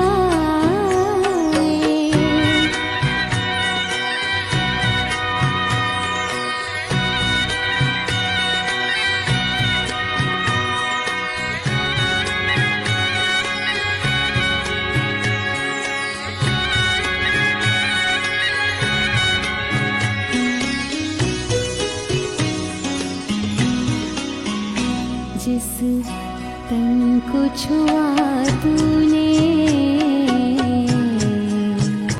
उस तन को छुपाऊं, जिस मन को लगे नैना वो किसको दिखाऊं, ओ मोरे चंद्रमा तेरी चांदनी अंग जलाए, तेरी ऊंची अटारी मैंने पंख लिए कटवाए, दिल हुम हुम करे घबराए, धन धम धम करे गर जाए, एक बूंद कभी पानी की मोरी अखियों से बरसाए,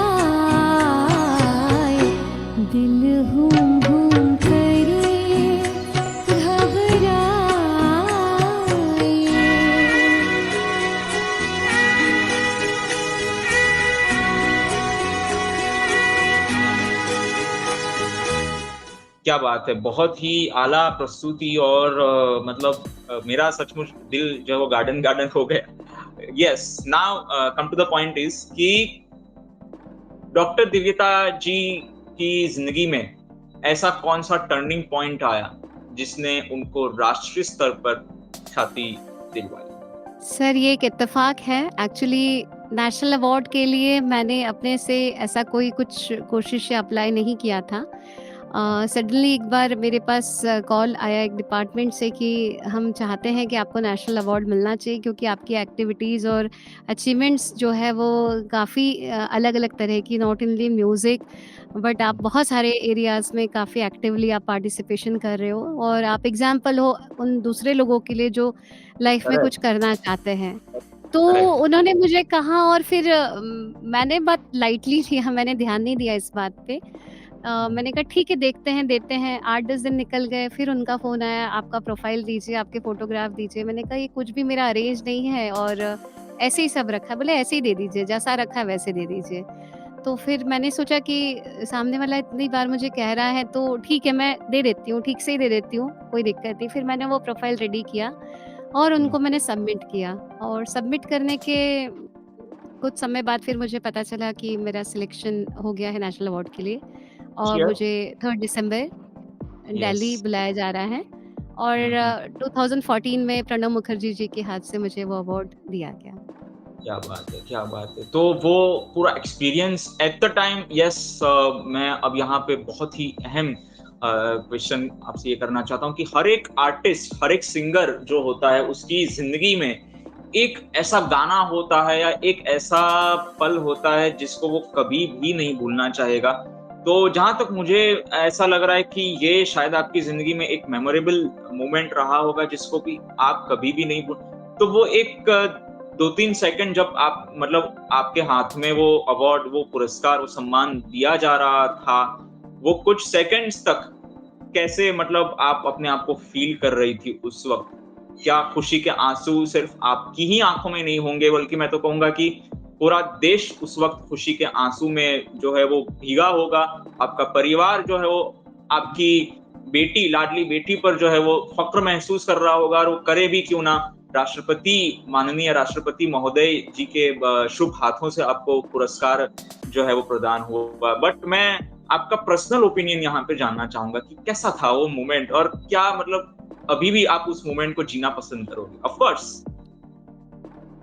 सर मोमेंट तो मेरे लिए वो रियली बहुत मेमोरेबल था क्योंकि इस जगह पहुंचना ये अपने आप में बहुत बड़ी अचीवमेंट है। अवार्ड लेना एक बात है लेकिन प्रेसिडेंट के साथ खड़े होना या उनसे 2 शब्द बात करने का मौका मिल पाना ये बहुत बड़ी बात है। तो जैसे होता है ना कि हम चंदा मामा को रोज़ देखते हैं लेकिन उसे छू पाना ये सबके बस की बात नहीं होती। तो वैसा मैं मेरे लिए एक्सपीरियंस था। मैं कह रहा हूँ आप काफ़ी भाव विभोर हो रही है उस वक़्त। इस वक़्त भी जी, हमारे साथ जब आप विराजमान हैं तब भी इस जी। चीज़ को लेके। यस। और ये ज़रूर था कि मैं मतलब अपने नेशनल अवार्ड को मैं तो कम लेकिन मेरे घर के लोग ही ज़्यादा याद रखते हैं, किसी से भी मुझे मिलवाते हैं। मेरी भाभी है, भाई है, बहनोई या मम्मी-पापा, तो वो मेरे नेशनल अवार्ड को ही सबसे पहले बताते हैं और मैं भूल जाती हूँ अपने इंट्रो में अपना नेशनल अवार्ड कहना। तो मुझसे ज़्यादा उनको बहुत खुशी होती है और मेरे जितने वेल विशर्स हैं, जो भी जहाँ भी मैं सोशल वर्क या सोशल कॉज़ के लिए जुड़ी हूँ, वो सभी लोग पहले सेंटेंस में यही लाइन दोहराते हैं। तो मुझे लगता है कि लोगों ने मुझे उस लेवल पे रखा है और उनकी नज़रों में, उनकी इमेज में मैं नेशनल अवार्डी हूँ, तो मुझे उसको मेंटेन करने के लिए कितनी और मेहनत करनी चाहिए या कितनी मैं और मेहनत कर सकती हूँ, उसके लिए मैं कोशिश करती हूँ। मुझे लगता है ये मेरी एक रिस्पॉन्सिबिलिटी है कि अगर मुझे ये अवार्ड मिला है, तो मैं उसको मेंटेन करने के लिए और अच्छे से अच्छा सोसाइटी के लिए और म्यूज़िक फ़ील्ड के लिए कर पाऊँ। Yes, correct.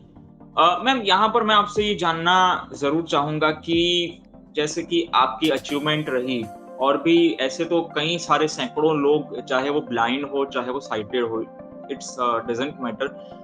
तो वो मुकाम वो अनलकीली हासिल नहीं कर पाते हैं या तो अगर कहें नेपोटिज़्म उनको फेस करना पड़ता है या तो पारिवारिक वो सपोर्ट नहीं होता है जिसके चलते वो मुकाम वो हासिल नहीं कर पाते हैं। बट बावजूद इसके कि आप मुंबई जैसे कहते हैं कि जहाँ पे जिंदगी चलती नहीं दौड़ती है, और इस म्यूजिक की अगर हम बात करें तो मुंबई में तो पूरा दरिया बसा है म्यूजिक का। तो बावजूद इसके कि आप वहां सेटल ना होके आपने एमपी मध्य प्रदेश भोपाल में ही अपना पूरा करियर सेटअप किया और यहाँ तक आप पहुंची, तो जरा एक कल्पना यहाँ पे की जा सकती है कि अगर आप मुंबई जैसे शहर में होती तो आप क्या कुछ नहीं किया होता। मुझे तो लगता है प्लेबैक सिंगर भी आप तक बन चुकी होती, बट खैर वो बात की बातें हैं। लेकिन I would like to know from you कि वो एक जो होता है कि कुछ लोग उस मोमेंट को जी नहीं पाते हैं, वो अचीवमेंट को प्राप्त नहीं कर पाते हैं, तो क्या आप रीजन समझते हो? क्या उनकी तैयारी की कमी, उनके रियाज में वो कमी, उनके डेडिकेशन और मेहनत में वो कमी, या फिर नेपोटिज्म, या फिर पारिवारिक सपोर्ट, या बहुत सारी चीजें मिली जुली हो सकती है? सर मुझे लगता है खुद की अपनी इच्छा शक्ति, जिद, इसकी कमी है, और फिर उसके बाद इसका नाम हम किस्मत, परिस्थिति कुछ भी दे सकते हैं।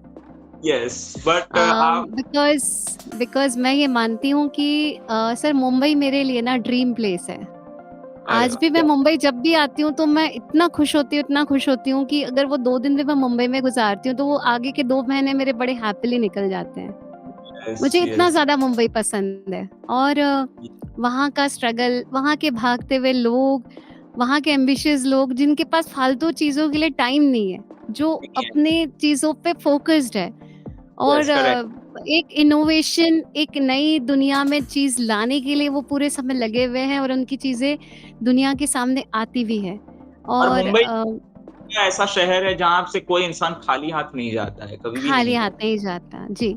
तो सर ये मेरा सपना है, और प्लेबैक सिंगिंग ही मेरा सपना रहा है शुरू से अभी तक भी, और आगे भी जब तक जीऊंगी। और मुझे आज भी उम्मीद है कि आज नहीं तो कल जरूर मैं कहीं ना कहीं प्लेबैक करने का अवसर मुझे मिलेगा, और मैं करूंगी उस काम को, और मैं करना चाहती हूँ।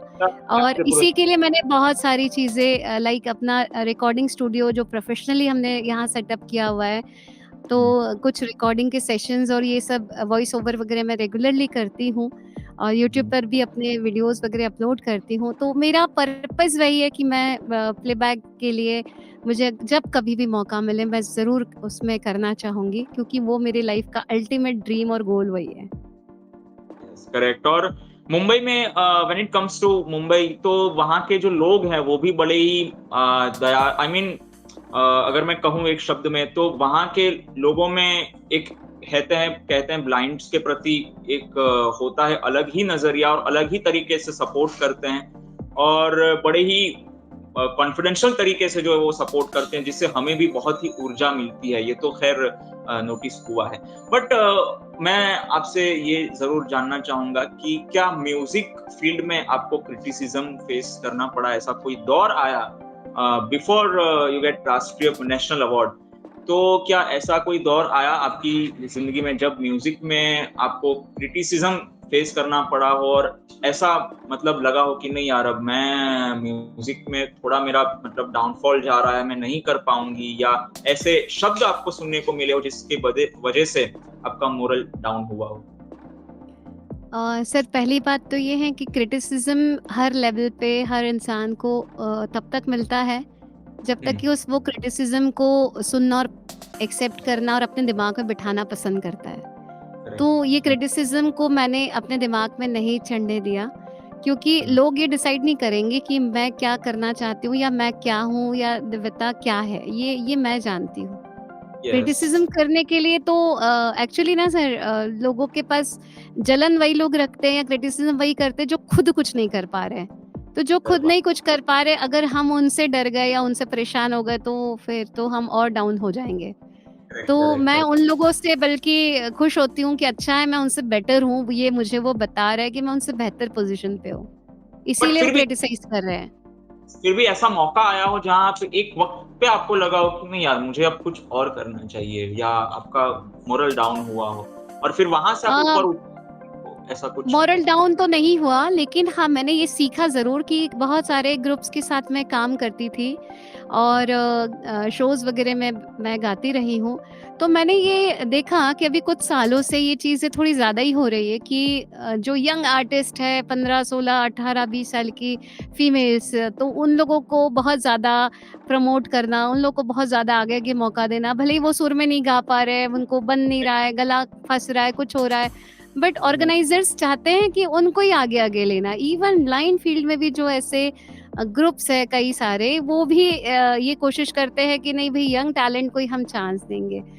तो ये जो इस तरह की सोच है, उसकी वजह से ज़रूर कभी-कभी ऐसा लगता था कि ये नज़रिया जो है वो कहीं न कहीं चेंज होना चाहिए। और ये लोग तो ख़ैर डिसाइड नहीं कर सकते कि मैं अच्छा कर रही हूँ या नहीं कर रही हूँ। बट ओके, यही एक प्लेटफ़ॉर्म नहीं है जहाँ पर मुझे मौका मिलेगा। मैं खुद का अपने लिए प्लेटफ़ॉर्म क्रिएट कर सकती हूँ। तो लाइक मैंने फिर यूट्यूब पर अपने लिए रिकॉर्डिंग्स करना, गाना शुरू किया, और इसके अलावा मैंने अपने जो मेरा ग्रुप है Swaranjali cultural social welfare society से जुड़ा हुआ, स्वरांजलि म्यूज़िक ग्रुप, जहाँ मैं वॉलंटरी वर्क करती हूँ, मतलब उनके लिए मेरी जो सर्विसेज़ है वो वॉलंटरी रहती है। तो मैं उस ग्रुप के थ्रू जो है वो अपनी परफ़ॉर्मेंसेज़ देती हूँ, और कई ऐसे लोगों को परफ़ॉर्म करने के लिए ढूँढती हूँ, सर्च करती हूँ जिनको इस तरह के चैलेंजेस फ़ेस करने पड़ते हैं, उन्हें भी उस प्लेटफ़ॉर्म पे मौका दिया जाता है। चाहे वो डिफरेंटली एबल हो, चाहे वो साइटेड हो, चाहे वो प्रोफ़ेशनल हो, या इवन सीनियर जो होते हैं, और ओल्ड एज वाले जो रहते हैं सिंगर्स, आर्टिस्ट, जिनको जनरली ये कह के नहीं मौका दिया जाता कि अरे आप 60 प्लस है, अब आप क्या गाएँगे, अब रहने दीजिए। तो ऐसे सभी लोगों को हम अपॉर्च्युनिटी देते हैं उस स्टेज पे परफ़ॉर्म करने का।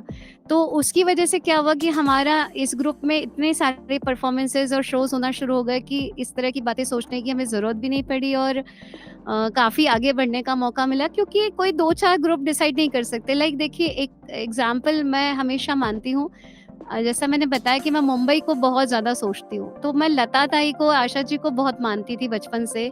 तो जब शाम को 5 बजे करीब मैं म्यूज़िक क्लास जाती थी, तो मैं अक्सर उनको सोचती थी कि वो इस समय क्या कर रही होंगी? वो रिकॉर्डिंग में गई होंगी, लौट रही होंगी। पता नहीं क्यों मैं इतना याद करती थी उनको, और आज भी मतलब कई बार आशा जी की याद आ जाए कि आशा ताई क्या कर रही होंगी? उनका क्या चल रहा होगा? वो क्या रियाज़ कर रही होंगी इस समय? और उनकी लाइफ में कैसा सब चल रहा होगा? मतलब मेरे माइंड में वही लोग सब चलते थे, भले ही मैं उनसे कभी मिली नहीं थी। बट मेरे दिमाग में वही सब लोग थे। तो मुझे ये लगता था कि लता ताई, आशा जी या किशोर कुमार या इतने बड़े-बड़े आर्टिस्ट से बढ़कर तो ये ऑर्गेनाइज़र नहीं है ना। तो ये मुझे कितना भी क्रिटिसाइज़ करे, अगर मुझे आगे बढ़ना है तो बढ़ना है, और उनकी क्रिटिसिज़्म से मुझे नहीं रुकना है। अपने आप को यस। मुझे हार मान के नहीं रखना है। हाँ, बुरा लगता है, दुःख होता है, ये भी पता चलता है कि कौन हमारा अपना है और कौन नहीं है, और कौन किस तरीके से मौका आने पे अपना फ़ेस चेंज कर लेता है, दूसरा मुखौटा लगा लेता है। ये बातें बिल्कुल पता चलती है, पर उससे लर्निंग होती है, हम एक नया लेसन सीखते हैं, बस ये सोचकर ही आगे बढ़ना चाहिए।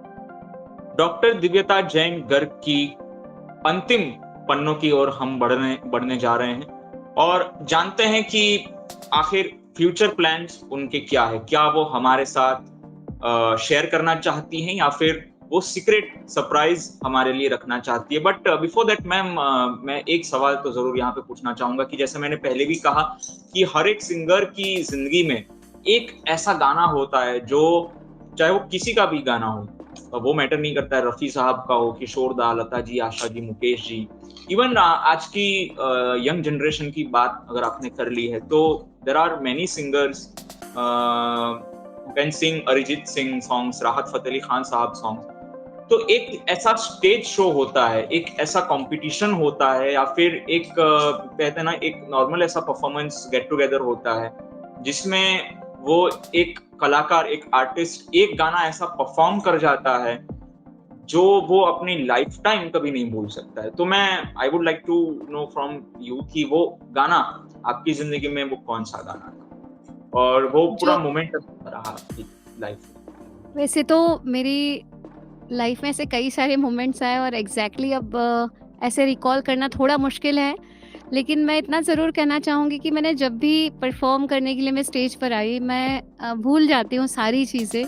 मुझे सिर्फ स्टेज याद रहता है, अपना सिंगिंग याद रहता है, और ये याद रहता है कि मुझे मुंबई के मैं जिन लोगों को मानती हूँ बहुत ज़्यादा, जिनको मैं मतलब अपने रात-दिन सपनों में देखती हूँ, वही मेरे सामने साक्षात बैठे हैं। हाँ, और सच में। बस मैं उनके लिए गा रही हूँ या उनको सुना रही हूँ या उनसे गाइडेंस ले रही हूँ। तो हर एक गीत को जब भी मैं गाती हूँ, मैं उसी फ़ील के साथ गाती हूँ। हालाँकि ज़रूरी नहीं होता है कि हर बार जब हम गाते हैं, तो जितना हम एक्सपेक्ट करते हैं उतना ही अच्छा हो जाए। Oh but yes! कई कई गाने ऐसे हैं जो मैंने गाए और मुझे पर्सनली ये फ़ील आया कि ये गाना मैंने बहुत ही अच्छे से गाया। लाइक नाम गुम जाएगा, चेहरा ये बदल जाएगा, या क्या फिर बात है! तुम मुझे यूँ भुला ना पाओगे, या फिर वंदे मातरम जो है जो लता जी का गाया हुआ है वो है। और भी कई ऐसे गाने हैं, कतरा कतरा मिलती है।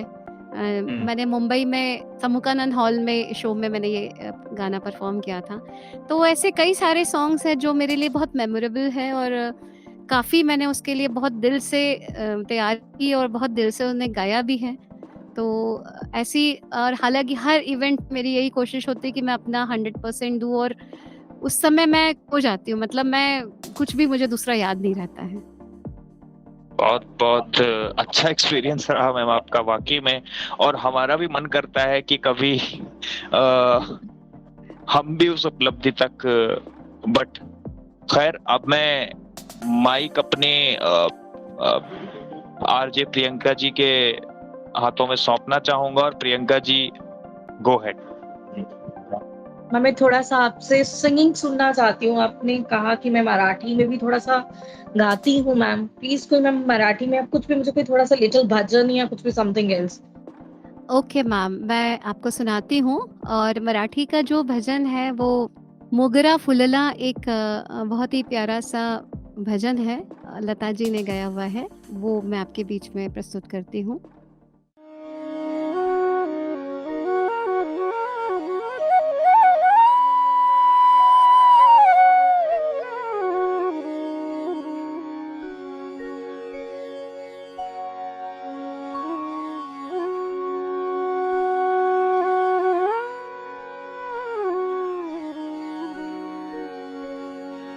मोगरा फुलला मोगरा फुलला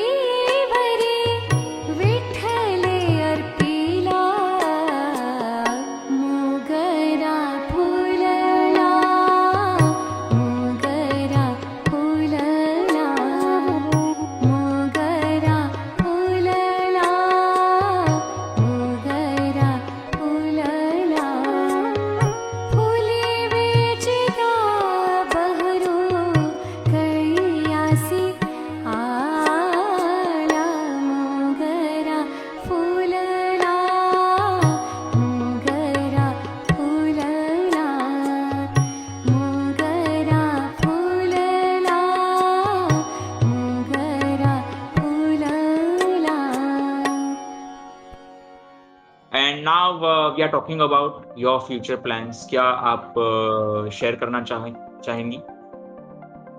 सर कुछ प्लान्स मैं शेयर करना चाहूँगी और कुछ सीक्रेट है, सरप्राइज़ है जो आप लोगों को पता चलेंगे धीरे-धीरे। शेयर तो यही करना चाहूँगी कि मैं विजुअली इम्पेयर्ड फील्ड के लिए जो मैं वॉलंटरी वर्क करती हूँ, एज़ मैं राइटर्स प्रोवाइड करवाना या उनके लिए एजुकेशन के रिगार्डिंग जो भी प्रॉब्लम्स आती है रीडर या राइटर की या मतलब डेज़ी प्लेयर या कोई उन्हें डिवाइस की दिक्कत आती है, तो उसके लिए मैं जितना हो सकता है स्पॉन्सर उन्हें करने की कोशिश करती हूँ और ग्रोसरीज़ उन लोगों के लिए अवेलेबल कराना जो बहुत ही ज़्यादा नीडी है विजुअली इम्पेयर्ड। तो हर मंथ हम लोग उनके को ग्रोसरी देते हैं और जो भी उनकी डेली रूटीन की चीज़ है। तो लाइफ में मैं ये कंटिन्यू कर पाऊँ इसके लिए मैं कुछ बेटर और इनके लिए कुछ ऐसी अपॉर्चुनिटीज़ या कुछ इस तरह का प्लेटफ़ॉर्म और क्रिएट कर पाऊँ कि मैं साथ दे पाऊँ जितना मैं कर सकती हूँ। और इसके अलावा प्लेबैक सिंगिंग में मैं जाना चाहती हूँ और मेरे बहुत से स्टूडेंट हैं जो म्यूज़िक फ़ील्ड में अपना नाम करना चाहते हैं, आगे आना चाहते हैं, तो मेरी एक हमेशा कोशिश रहती है कि उनके लिए भी जो हो सकता है वो बेटर से बेटर उन्हें अपॉर्चुनिटी या गाइडेंस मैं देती रहूँ जिससे कि वो लोग भी इस फ़ील्ड में अपने आप को एस्टैब्लिश कर सकें। तो ये करेक्ट. कुछ मेरे प्लान्स हैं और मेरे बच्चे की एक बेटा है मेरा जो इस समय 10th में है, तो बहुत टैलेंटेड है वो, बहुत अच्छा तबलिस्ट है और बहुत ही ज़्यादा मल्टी टैलेंटेड है। तो मैं चाहती हूँ कि वो अपने ड्रीम्स को जो पूरा करना चाहता है, वो ड्रीम्स में उसको मैं 100% सपोर्ट कर पाऊँ। क्या बात है. टेक्नोलॉजी और आईआईटी की फील्ड में जाना चाहता है, बाकी आगे तो जो भी होगा वो हम कोई भी Yes. नहीं जानते हैं, लेकिन हाँ, मैं उसे सपोर्ट करना चाहूँगी जो कुछ वो करना चाहता है उस फील्ड में। बिल्कुल, हम दुआ करेंगे कि उन्हें भी राष्ट्रपति महोदय या महोदया के हाथों मिले, वो उसी क्षेत्र में जाना चाहे उसी क्षेत्र में. But apart from all this, मैं आखिरी में क्या आप हमारे लिसनर्स को या जो भी सुनेंगे इस इंटरव्यू को, जहां पे भी सुनेंगे, उनको क्या मैसेज देना चाहोगे, स्पेशली उन विद्यार्थी या विद्यार्थिनियों के लिए जो संगीत क्षेत्र में अपना नाम करना चाहते हैं या तो फिर कर नहीं पा रहे हैं फॉर सम रीजंस? मैं 2 बातें कहना चाहूँगी। एक तो सीखिए बहुत अच्छी जगह पे, अच्छा संगीत सीखिए, अच्छा सुनिए, सिर्फ़ यूट्यूब और गूगल के भरोसे मत रहिए, क्योंकि गूगल और यूट्यूब में हर तरह की इन्फॉर्मेशन है जो हो सकता है कि जिस लेवल पे आप हो, उस लेवल पे आपको ये समझ में भी ना आए कि वो गलत है या सही। तो किसी गुरु के सानिध्य में रहना, सीखना, उनका सम्मान करना, उन पर भरोसा करना, ये सबसे पहली सीढ़ी है अगर म्यूज़िक के क्षेत्र में हमें कुछ करना है तो। और दूसरी बात कि गुरु का सम्मान कभी मत छोड़िए कि आज हमने सीखा, कल हमने बंद कर दिया तो परसों हम उन्हें भूल गए। ये नहीं होना चाहिए क्योंकि गुरु पूरे जीवन जो उनका आशीर्वाद हमारे साथ चलता है ना, वही हमें सफलता देता है। तो ये बहुत ज़रूरी है। आजकल जो शॉर्टकट वाली बात हो गई है, थोड़ा बहुत सीख लेंगे, फिर यूट्यूब देख लेंगे, फिर सीधा स्टेज पे खड़े होके गाना है। तो ये संगीत इस तरह की चीज़ नहीं है जो शॉर्टकट या इंस्टेंट ढोकला या इडली बनने वाला कुछ ये रेसिपी नहीं है म्यूज़िक, जिसको इस तरीके से बनाया जा सकता हो। इसके लिए एक जो लॉन्ग प्रोसेस है, उससे ही हमें गुज़रना होता है क्योंकि तब कर ही सोना कुंदन जो है वो सोना बन सकता है। बिना मेहनत के, बिना रियाज़ के, बिना प्रॉपर गाइडेंस के एक समय तक आप चल सकते हो लेकिन आप लॉन्ग टाइम आगे नहीं बढ़ सकते हो। यस. तो मैम, सचमुच में यहाँ से जाने का मन नहीं कर रहा है. ऐसा लग रहा है कि बस बैठे रहें और यूं ही बातचीत का दौर आगे बढ़ाते रहें. बट जबकि कार्यक्रम की भी एक अपनी लिमिटेशंस होती हैं, सीमाएं होती है, तो अब हमें हमारे श्रोताओं से अलविदा कहने का वक्त आ चुका है. तो श्रोताओं, ये थी गायिका डॉक्टर दिव्यता जैन, गर्ग से आपके दोस्त आरजे मानव, जुल्फिकार मलिक और आरजे डॉक्टर प्रियंका शर्मा की बातचीत. श्रोताओं, चलने से पहले हम आपको बता दें कि शोध, आलेख और स्वर मानव शाह, जुल्फिकार मलिक और प्रियंका शर्मा का रहा. इस कार्यक्रम के प्रस्तुतकर्ता मानव शाह और जुल्फिकार मलिक. श्रोताओं, इस कार्यक्रम की रिकॉर्डिंग इंजीनियर थी मानसी शाह और जुल्फिकार मलिक. और इस कार्यक्रम के तकनीकी सहयोगी रहे विशाल शर्मा। अब हमें पूरी टीम को दीजिए इजाजत। नमस्कार, शुभ रात्रि, शब्बा खैर, जय हिंद। आप सभी को नमस्कार और बहुत बहुत धन्यवाद। शुक्रिया।